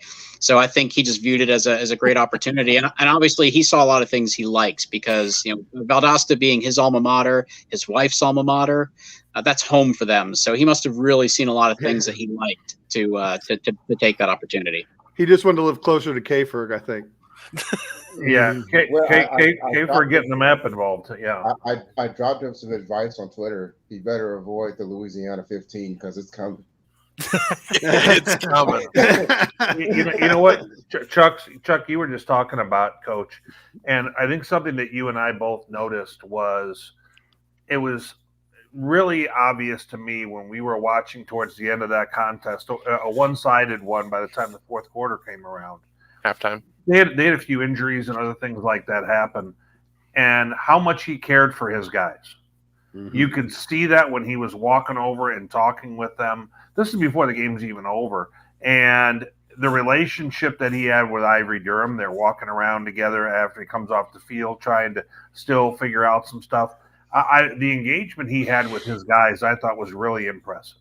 And it's something that's going to resonate with me, with Coach Goff. Well, Me too. And I think you kind of hit on it, Chuck, a little bit. I think he's a great person. Aside from being a good football coach, a great football coach, he's a great person, and he cares about his players. He cares about his program. He cares about Division II football. He left it better than he found it, and I think he, didn't really know when he was going to leave. Not all that surprised that he had opportunities at higher levels, but really, really happy for him. Really, really sad for Valdosta State, and really, really sad for Division II football, because they lost a really, really great character person, a great football coach. And again, wish him all the best at McNeese State. I'm excited to see what he can do down there. So Yep. Agreed. Another story, Adam Dorrell hired at Central Oklahoma. There are coaching changes every year. It's not so much that Central Oklahoma is a story that they replaced their coach. It's that a 3-time national champion is coming back to Division II to coach. I think that's what makes that interesting.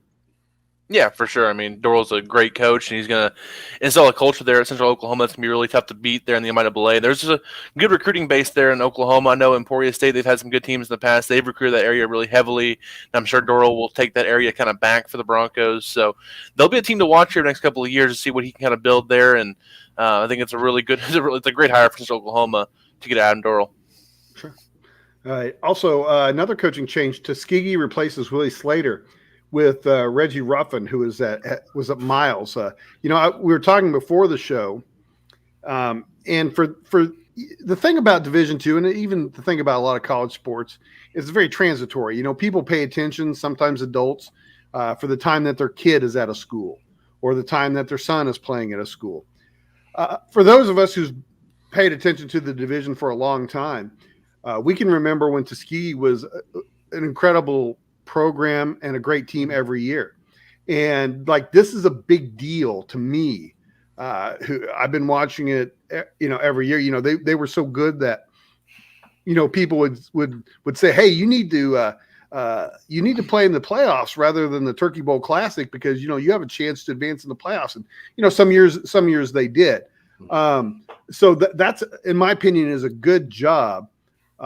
Ruffin, I believe, coached under Slater before. So, there's some familiarity there. And I think he'll do a great job at Tuskegee. Do you have an opinion on that, Chris? Yeah, I agree with that.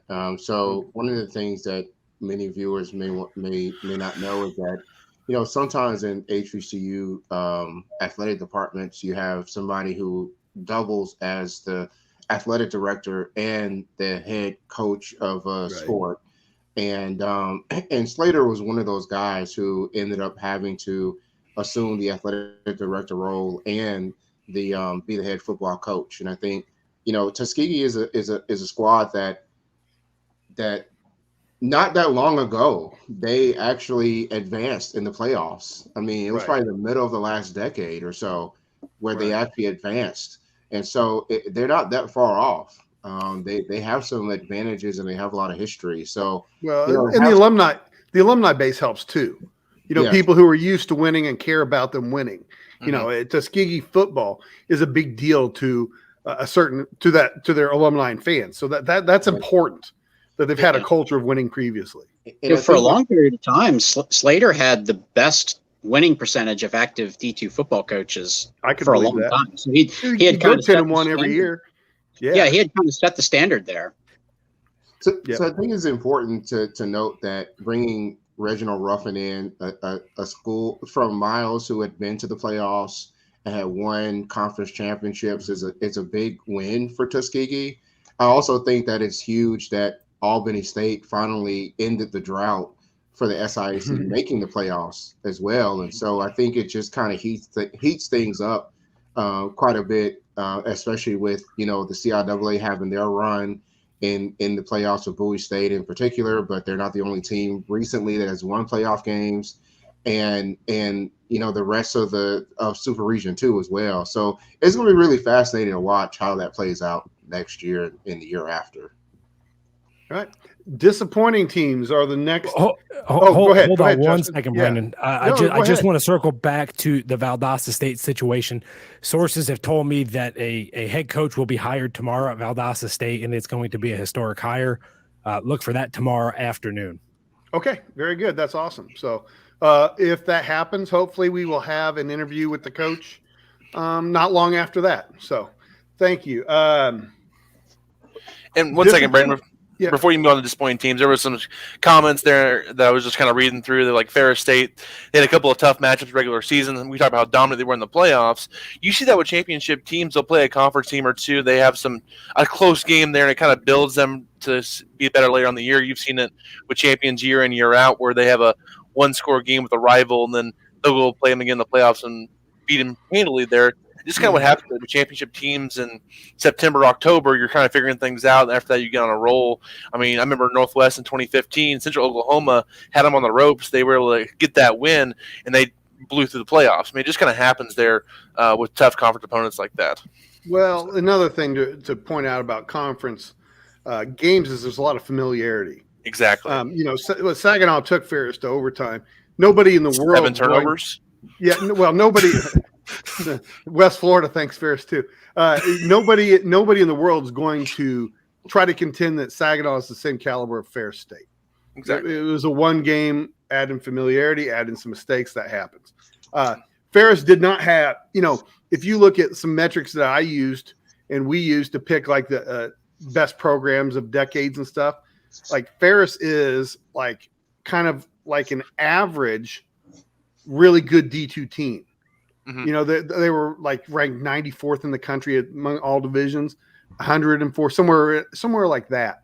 And that's just a pretty good D2 champion. There have been schools I think Central Michigan was the highest ranked D2 team ever. And I think they were 36 in the country one year at the end of the year.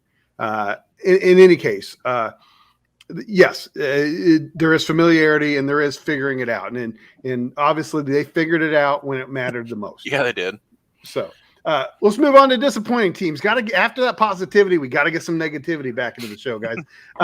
Looking at the way I looked at it is teams that we had ranked. And again, we don't all vote in the poll. There are people outside of our organization. In fact, the majority of people who vote in the poll are outside our organization. And the teams that did not fare well compared to the preseason ranking.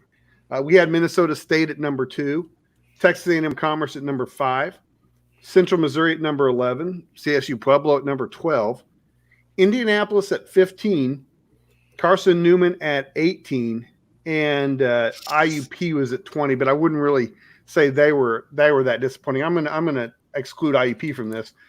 In my opinion, and I told you guys before, I think Carson Newman was the most disappointing. Not 18 to out or 18 to miss in the playoffs, not that big a deal. But they went from preseason 18 to did they win one game, Chuck? Did they win one game? Yeah. Okay. I think absolutely the most disappointing team in the country. I think Central Missouri was a big disappointment, and probably Minnesota State just because of the expectations we have. They finished with a winning record, but we expect a lot better of Mankato. Right. But absolutely, Carson Newman was the most disappointing.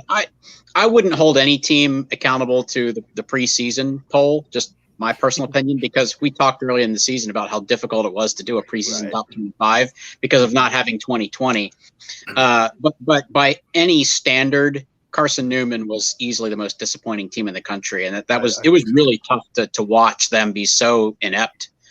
Just not used to seeing that out of that program. So, in defense of Indianapolis, when the poll was conducted, Al McKellar was still on the roster, and that might have made a difference for them if they had that 1-2 punch at running back as well. So, and I'll chip in on Central Missouri real quick. And I know they had to replace Zach Davidson, who was a tight end, went to the NFL with the Vikings, got drafted. The Bulls kid at quarterback was dynamic for him. And the offense really didn't miss that much of a beat. It was the defense. That's what was kind of like still high on them. The preseason, even in the MIAA, they were picked 2nd or 3rd in the conference going this year because they had, I think, 8 or 9 returning players on defense starting. And that unit just failed them this year. That's why they finished 4-7. They went from co-conference champions in 2019 to losing to Missouri Southern in 2021. So the drop-off they had in the program was really big this year. And while 11 was probably a little bit generous start of the year, they shouldn't have been as the 4-7 team that kind of finished up. That's why they're kind of the disappointing list as well. And I would like to go ahead, Chris. I'd like to touch on really quickly with this graphic.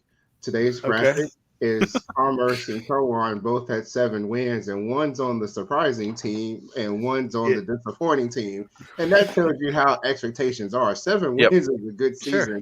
but good grief. some. I mean, Commerce really struggled with injuries, and that really did them in. Sure. And I think the one game that really stood out was the Midwestern State game, because they were winning that game. And I think had they won that game, that it would have really looked good in the trajectory. They could have weathered the storm, but after that, they just kind of struggled, and you kind of hope that maybe they could will themselves back when Miklo Smalls came back from injury, and it was just too little, too late to get into the playoffs. And so I think that's why we have them on this list, even though they won 7 games. It still was a disappointment because we had such high expectations here. Yep. Exactly. All right, now just some inside baseball here, or behind the scenes, whatever you want to talk about. I was the one that came up with a lot of the disappointing list stuff, and then my more positive counterpart, Chuck, came up with surprising teams. So I'm not going to get in your business, Chuck. Go ahead and go and share with us some positive, surprising, fun things that happened in Division II this year. Yeah, I mean, disappointments, underachieving always ends up being a more popular story, I guess. But I prefer to try to spin things positively and talk about some teams that, we didn't expect to even be on the radar at the start of the year. So how about Frostburg State? Now, they were not a playoff eligible team because they're still in the transition phase from Division III. Finished 10-1, tied to win the MEC. So great year for them. Their coach actually was able to parlay that into a Division I opportunity. So big season for the Bobcats. Southeastern Oklahoma State went from 1-10 in 2019 to 9-3 this year. Beat Harding in the regular season. Huge regular season win for them. And then they get a nice bowl win at the end of the year over Emporia. So great season for the Savage Storm. Barton, first-year program, did not play officially in the SAC. They're officially played as an independent, but they played a full SAC schedule and were very competitive. Beat a top 10 nationally ranked team at the time that they played, beat Wingate as a top 10. Even West Florida didn't beat a top 10 in their first season. So huge achievement. Look out for big things from Barton in the future, playing officially in the SAC starting next year. Chowan had a great season in the CLAA. We've talked about some of their players throughout the season. Great season for them. Newberry won the SAC in 2016 and then had 3 straight losing seasons.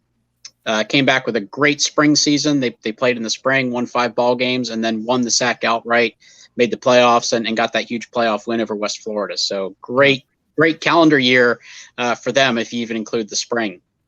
Washburn was picked to finish in the middle of the MIAA. They ended up finishing tied for second, made the playoffs. Great year for them. Wayne State out of the Northern Sun had a great year. Colorado Mesa with a first-year head coach. Great season for them. Bemidji State made the playoffs for the first time in program history. We loved seeing that, and actually got a great win over Augustana.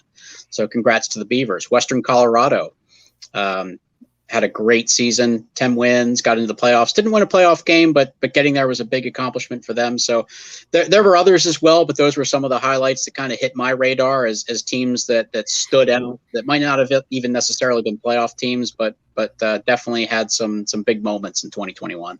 Yes, Chris? I got one to add to that, since there's been a lot of chatter about a particular conference that we haven't talked about very much, but let's give a little kudos to Bentley.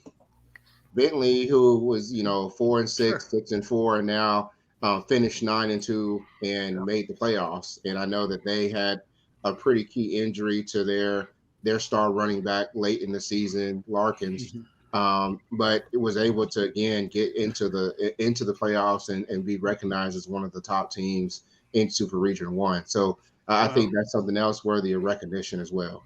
Well, with Chuck's anti-Northeast bias, we cannot be surprised that he left them off of the list. So shame on you, Chuck.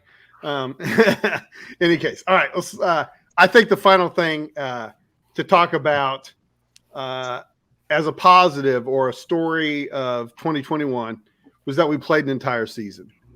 Football.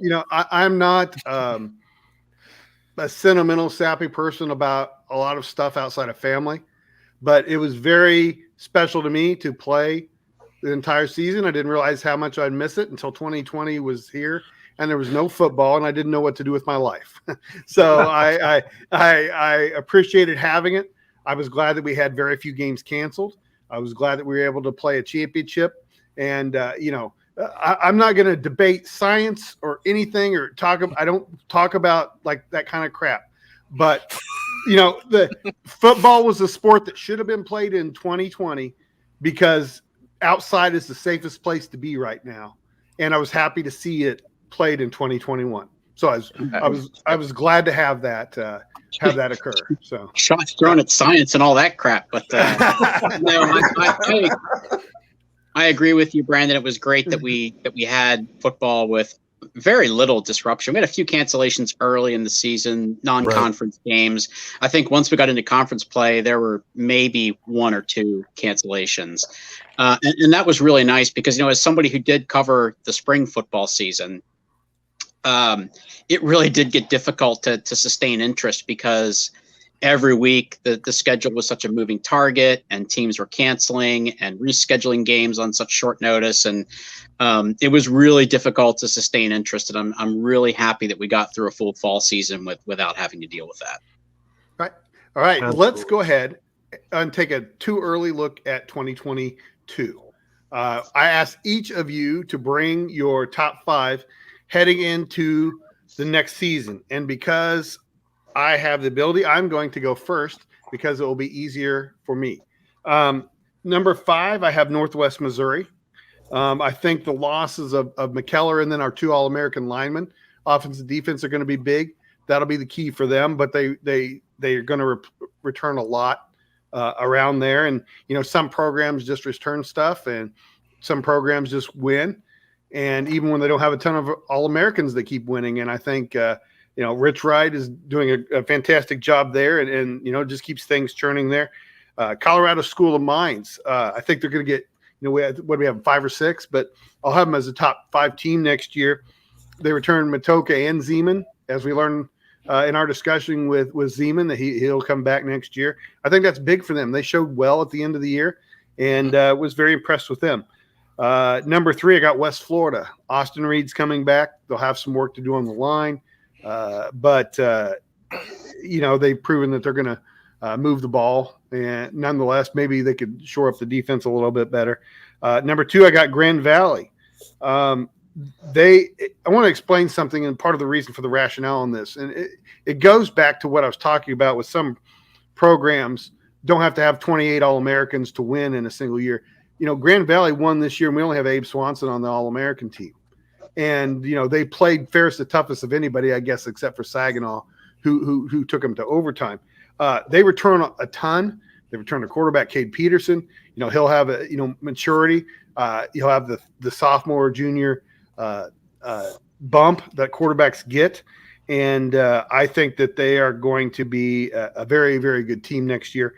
They did lose Hunter Risen to he's going to declare for the NFL draft or has declared for the NFL draft. They really didn't throw the ball a lot, but still that there's a little bit of damage there. Pick Ferris number 1, not because I think the defending national champion automatically gets the number 1. You guys know I'm grumpy about that, and I don't believe in that. But Tony Anise has proven that he can do a lot with new players. He's done it with quarterbacks, and he's sincerely in his office quarterback whisper. And one thing I think I said it to you, Whit. When Bernhardt was hurt and Malik Mitchell was playing, everybody acted like hey, Tony Anise is winning with some bum. That guy was a D1 transfer, an FBS transfer. It's ridiculous to act like he's just some idiot backup that walked on to Ferris State. He was a great player who was recruited heavily out of high school. So those are my top 5. Chuck, go ahead with yours. Sure. So we'll go 5-1. At number 5, I have Grand Valley State. Don't have them quite as high as you do, Brandon, but I have them in the top 5 for all the same reasons that you do. I really like what they have coming back. I think they're going to have one of the most loaded rosters coming into the season. So I think that they're going to have a big season. I've got them at 5. I got Northwest Missouri at 4.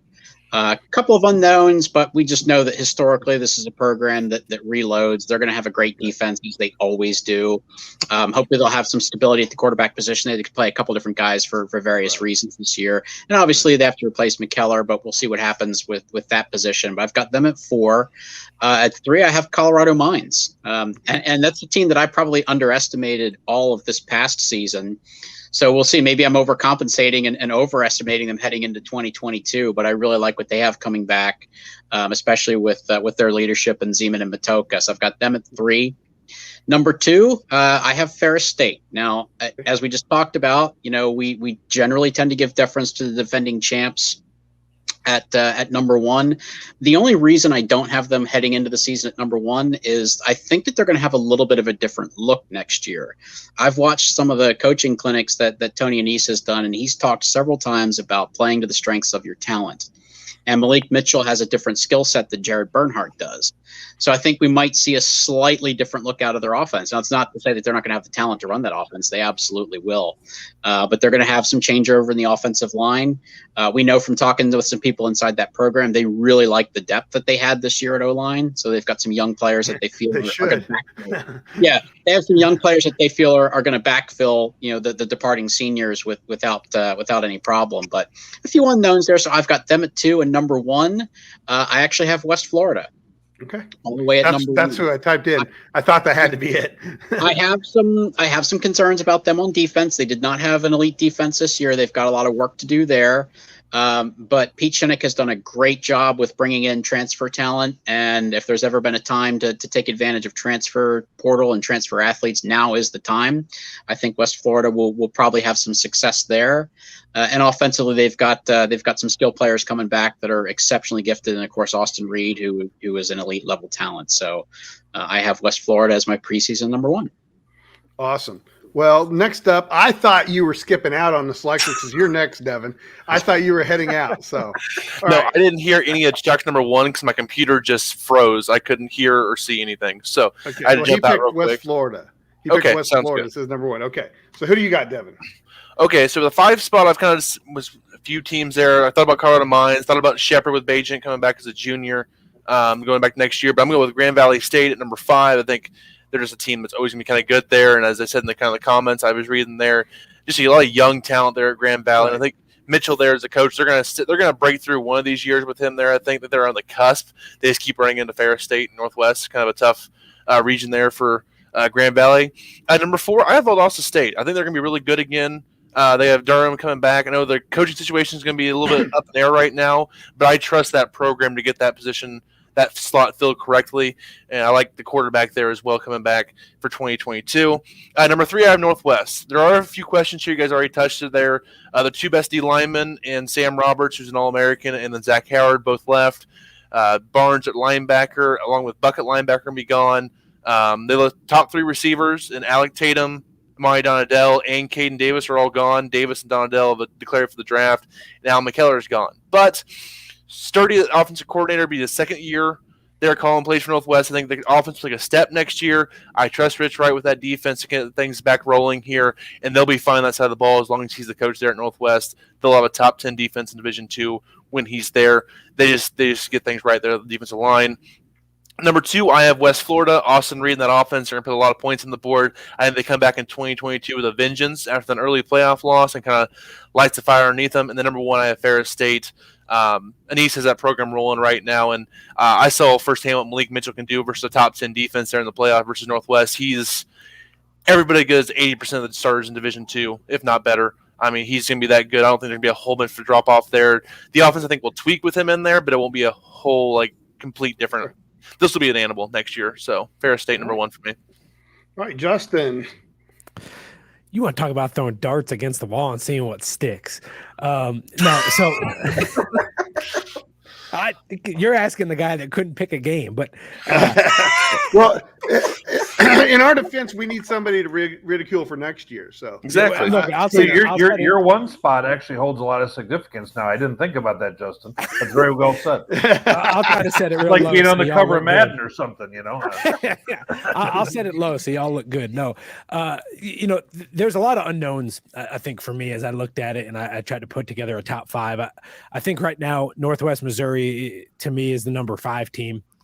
Kind of where I'm thinking right now. 4 is Mines.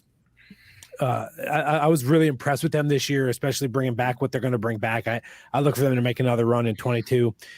Number 3, I have Grand Valley State. I think they're progressing and they're getting better. Matt Mitchell, they're putting together the right pieces. It's just kind of when, like y'all said, when are they going to break through? And number 2, I have West Florida. I think offensively they're really, really, really good. Defensively, they've got to fix some stuff. But, again, the transfer portal, you guys hit on it. The transfer portal's there. It's going to be what can Coach Shinnick, he is, I don't want to say he's made a living on junior college transfers, but, he's known to use them. So I look for him to bring in some people to bolster that defense. So, again, I think they're going to be back up there. And this is kind of what I did, and that leaves Ferris State at 1. And there's a lot of unknowns to me with the quarterback. What's that offense going to look like? What's that team going to look like? They have some turnover up front. So, again, every year you look different. Every year you build upon your strengths. And so I think that they, right now I have them at 1, but again, I'm not real sure. West Florida and Ferris to me were real close. The team that I had a hard time with right now is Valdosta State. The reason I say that is I think they have a lot of pieces coming back. And this is, I'm branching outside, but of the top 5, but, they have a lot of pieces coming back right now. New head coach comes in. What's that going to look like? What is his recruiting footprint going to look like? What do they gain if they gain anything in the transfer portal? What do they lose in the transfer portal? There's just so much unknown right now. I don't really know where to put them in my top 5. I think they're a top 5 team if all the pieces stay together. I just don't know what that's going to look like here going forward. Sure. No, that's reasonable. So, Chris, what about you? Well, I took a slightly different approach. My starting spot goes to Shepherd. And I think that Shepherd's offense is going to be there. And I think that, I like when teams make it kind of far in the playoffs, they realize what it takes to get to the next step. Mm-hmm. And I think because of that experience and because you have Bajent coming back and quite a few other pieces coming back, that I think they'll attack and address some of their needs going into the next season. So I like them as kind of like my sleeper pick at number 5, if we can call it that. I have West Florida at number 4. The defense scares me a little bit, but again, this is a team that you have to outlast them. And I think with Valdosta falling out, which they're not in my top 5. Sure. Somebody's got to assume the throne in the Gulf South, and they're certainly ripe for that. Grand Valley's at number 3. There's quite a lot of younger talent that got experience this year. So, it's going to be really interesting to see how they duke it out in that conference. Mines, I have Mines at 2.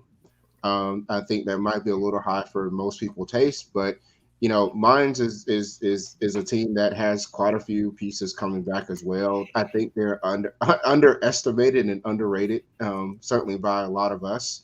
And then the logical choice is going to be Ferris at number 1. I mean, because for all the reasons that you guys have mentioned, I'm not too concerned about who plays quarterback when you've got 3 or 4 quarterbacks in the stable. It's really the offensive line.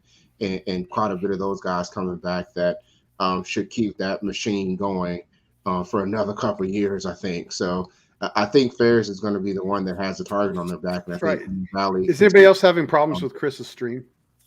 Nope. I heard him. He's good. Okay. We heard the hate in Maryville. So. I'm just kidding with you, Chris. I don't think you mentioned so the green team you at picked all. Ferris State, Chris, number 1. Ferris number 1, yeah. Yeah, he did. Northwest is not in my top 5. He's on his top 25, Maryville. It's okay. I mean, they're like votes. But no, Northwest is interesting because, All right. as you mentioned, there's a lot coming. There's not a lot coming back there, and I think Hohensee coming back is a big plus. But I just wonder how they're going to reshape that offense and defense with so many pieces leaving. That's fair. Whit.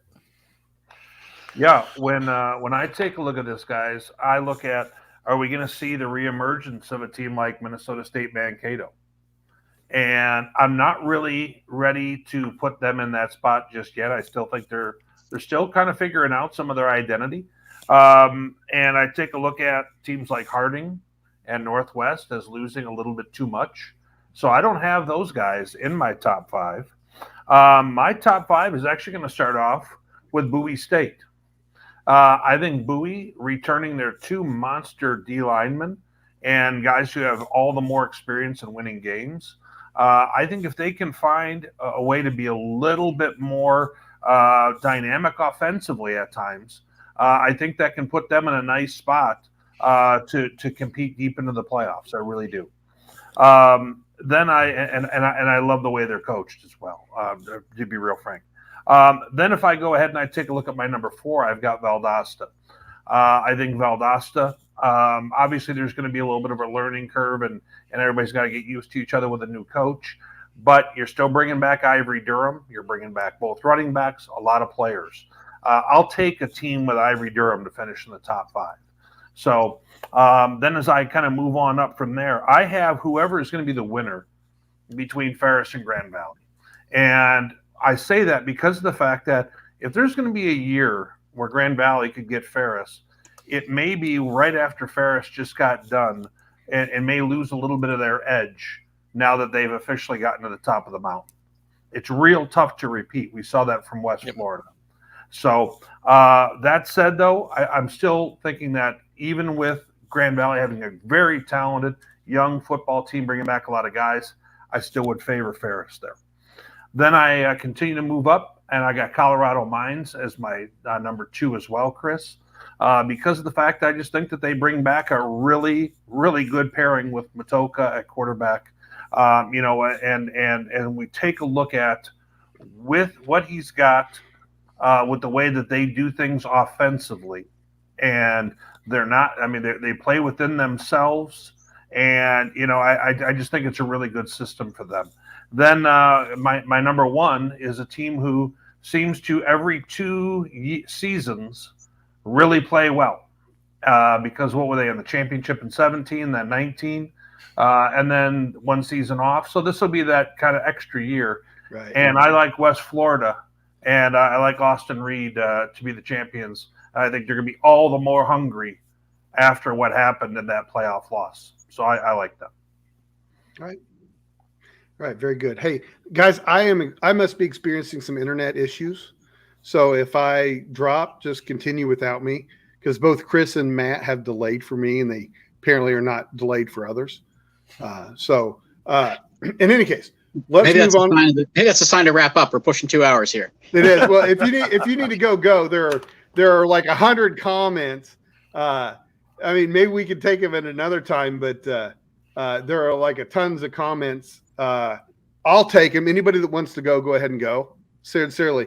And if you do need to go, Chuck, before you go, there are lots of people I wanted to thank.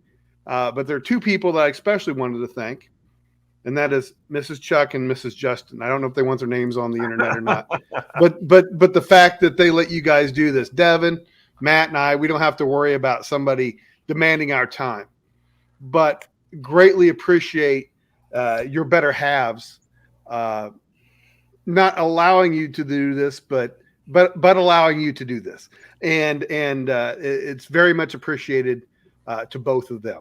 So if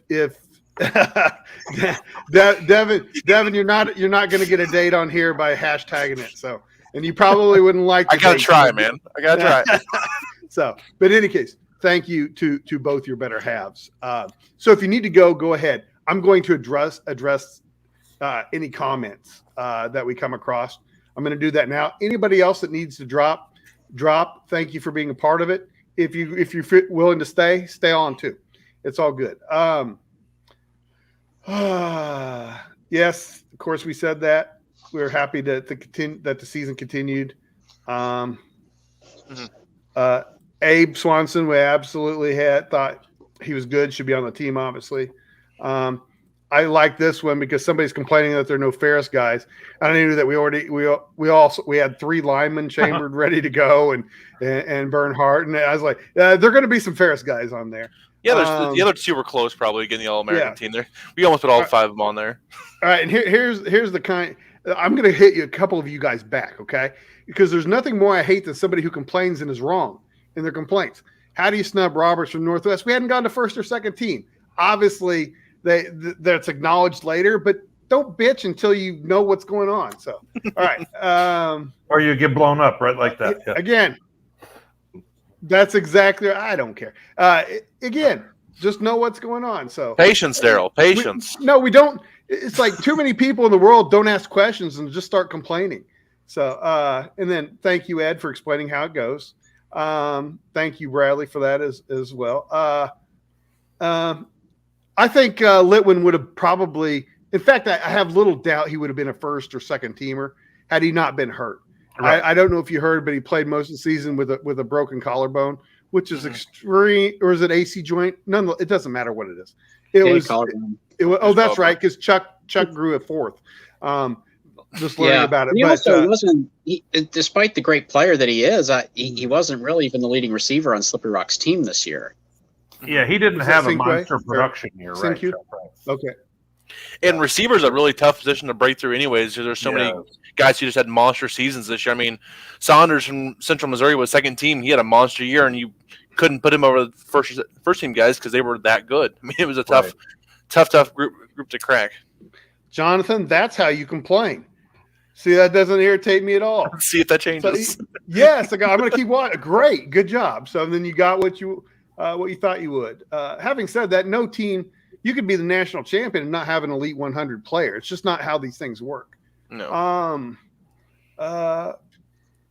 See, here's a comment about Grand Valley. They will lose 3 starters on offense. Should be okay next year. Have a few nice transfers coming in. They played a game on the road where they were like mostly 90% sophomores and juniors or sophomores and freshmen this year. That's one of the reasons I have them so high in my poll. And they're playing Mines and Pueblo to start the year next year, so they have a tough schedule next year. Mines, Pueblo, and you still got to play Ferris State in your conference schedule. They're going to be battle tested next year. Nope, disagree. He doesn't have to be on this list, and he's not. It was a great bunch of receivers this year. All right, denied. No, I no. I think that just does sort of speak to the fact that obviously there's players that you're very familiar with if it's your team or your conference. Yes. And absolutely speak up for them, advocate for them. But just because you're very familiar with a specific player or players from a specific team, that doesn't mean that that's one of the most deserving players to be part of an All-America team. You have to look at the full picture. There's 160 D2 teams. There's a whole lot of athletes out there. We're not looking at just one team. We're trying to look at the whole picture. And just because a player had a great season, maybe a breakout season, might have been an all-conference player, that doesn't mean he was one of the best in the country at his position. And here's another ridiculous thought. So Daryl's complaining that there wasn't a Ferris State defensive back. As if Ferris State should have a player at every position, theoretically. Well, I mean, that's going to be like 8 Ferris players. Not that there's an accounting, but it's just ridiculous to think that you're always going to have a player at every position. Maybe they did play good, but Ferris had a defensive player. But they were an offensive team this year. Yeah. Yes, Chris. And I want to mention something too, because I have a really small sample size with watching Ferris football this year, admittedly, but the DBs sort of struggled at times with Valdosta's wide receivers. Mm-hmm. And there were times where we were wondering whether they were going to start calling pass interference at times, and they didn't call it. And so, I mean, the DBs are good, but I mean, there's kind of a ceiling there when you have so many people recognize that there's going to be there's some position that just isn't going to have the strength to get onto one of these teams. And I think that may have been one of those areas. Yeah, and we take a look at how many guys Ferris has already, and Just no. Knew that Guamli would be there. You should. He was a great. I'm sorry, Matt. Again, my delay's affecting it. Were you going to talk about the D-backs? No, you're good. Okay. Yeah. Okay. So knew that Guamli would be there. Yes, he was. One of the players considered for Player of the Year. Sears was pretty good against Valley. He was very good. The thing about Sears is he was good in all their best games. He wasn't a guy who racked up crap stats. Yep. Crap stats.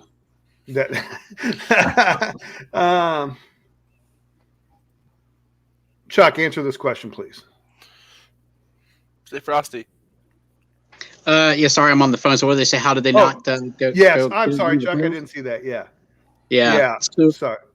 Yeah, so Frostburg State, how did they go 10-1 in no playoffs? They were not eligible because they're still in the transition phase. It's a multi-year transition when you go from reclassify from Division 3 to Division 2. It's a 3-year transition phase, so they were in year 3. They are eligible for postseason starting next year. They were my number 6 team in my rankings for next year, so stay frosty. So again, OB posted that he's coming out, which probably is a good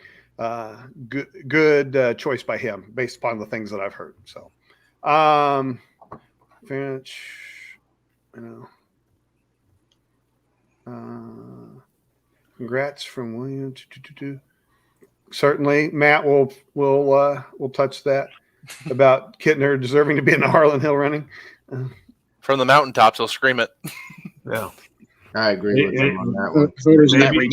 Maybe even in the final 8. Yeah, the voters in that region blew it. All right, here's another thing.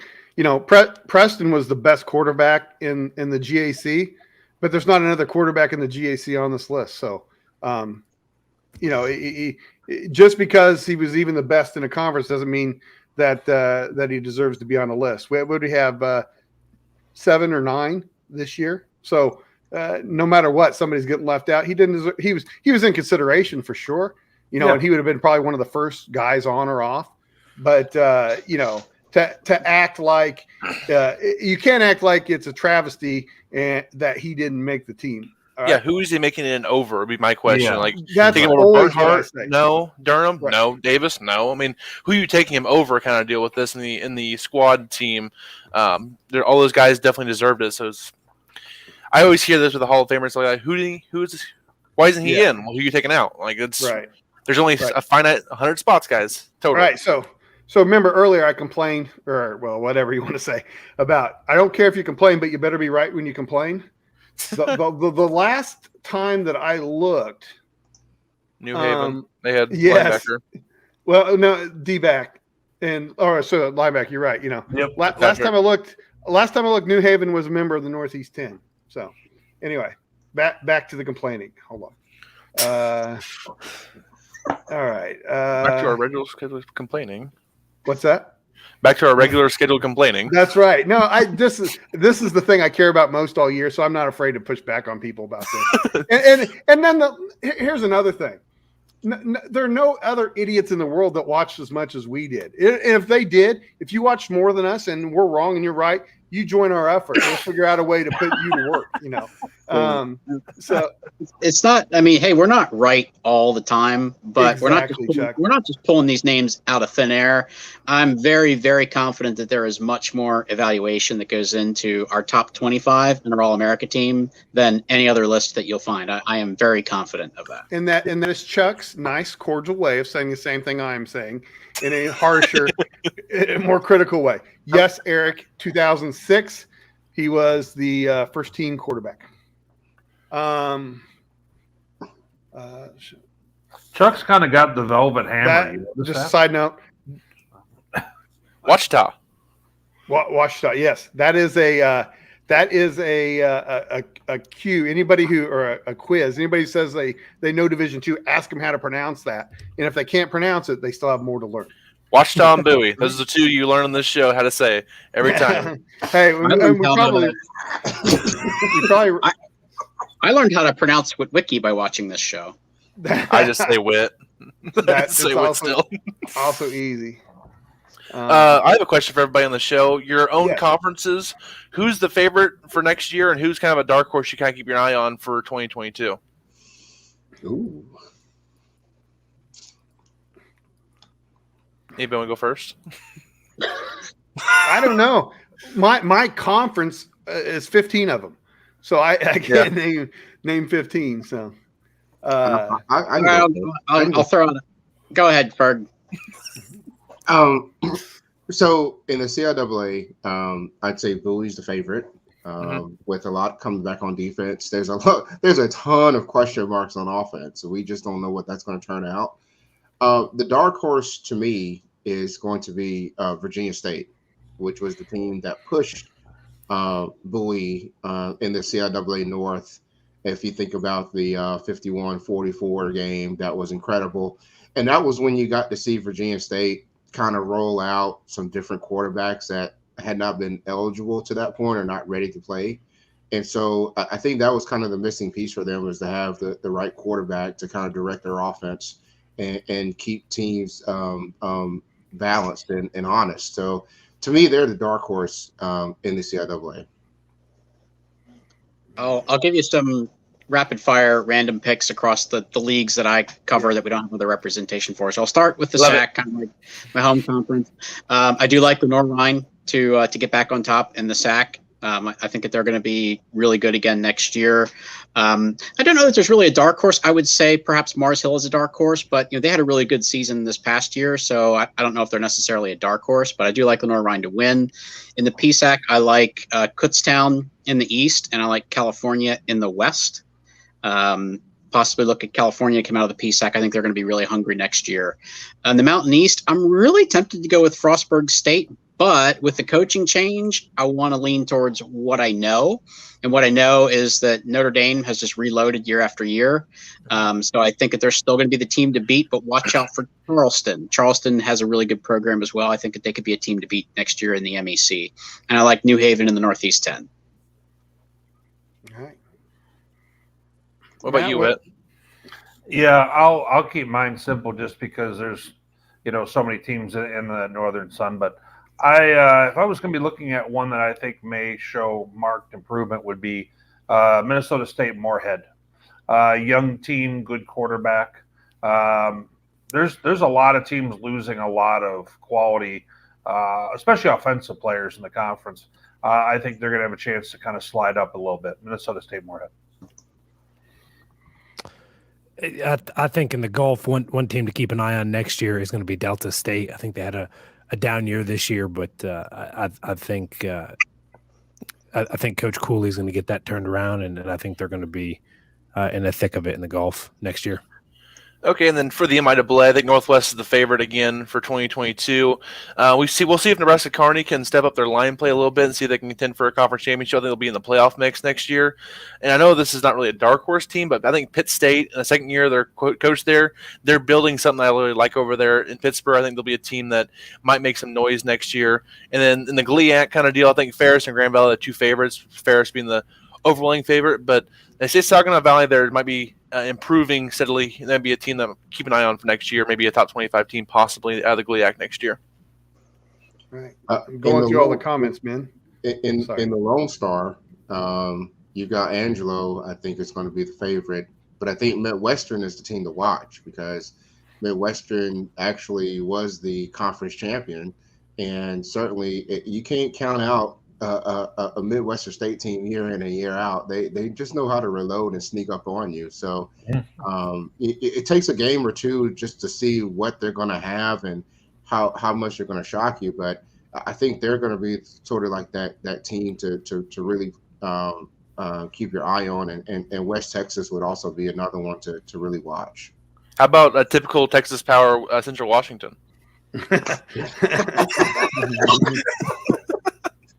All right. Yeah. Here's the last comment or question, Chuck. Since you stuck around, this one's for you. What are your thoughts on Bloomsburg in the PSAC East next year? Well, I think it's going to be a really pivotal year. I mean, obviously with the coaching change and the transition, this year was really hard to gauge expectations of what they could be, what they might be. Heading into next year, it's actually going to be the third year with Frank Sheptock as the head coach. Hall of Famer, by the way. Frank Sheptock's in the College Football Hall of Fame as a player. So that's a pretty cool thing. He's had success as a head coach at Wilkes in Division III. He had success at Berwick in high school. But this year was definitely very difficult to take for the alumni and the patrons who've been watching Bloomsburg for the last 25 years. Back-to-back losing seasons. They hadn't had a losing season since I was an undergrad in 1999. It was a long period of time and a long period of sustained success. So we're not used to seeing the Huskies as a 5-6 and then this year a 3-8 team. So I think that they will be better. It was definitely a transition year. They had a completely different look on offense. I was very disappointed in the defense, though. They had really good defenses last couple of years, even though they were down a little bit. So they need to step it up on that side of the ball. I thought they signed a very good recruiting class last year. And Shep Talk seems to be doing pretty well in recruiting again. So we'll see. They're going to have a lot of turnover, a lot of kids under the transfer portal, as a lot of schools have seen. So I don't know what they're going to look like. I really don't know how to gauge expectations for them. But I will say there's going to be a lot of pressure to be much better than 3-8. All right, guys. Well, anybody who says we don't talk about the Northeast, the PSAC, or even underachieving teams, there you go.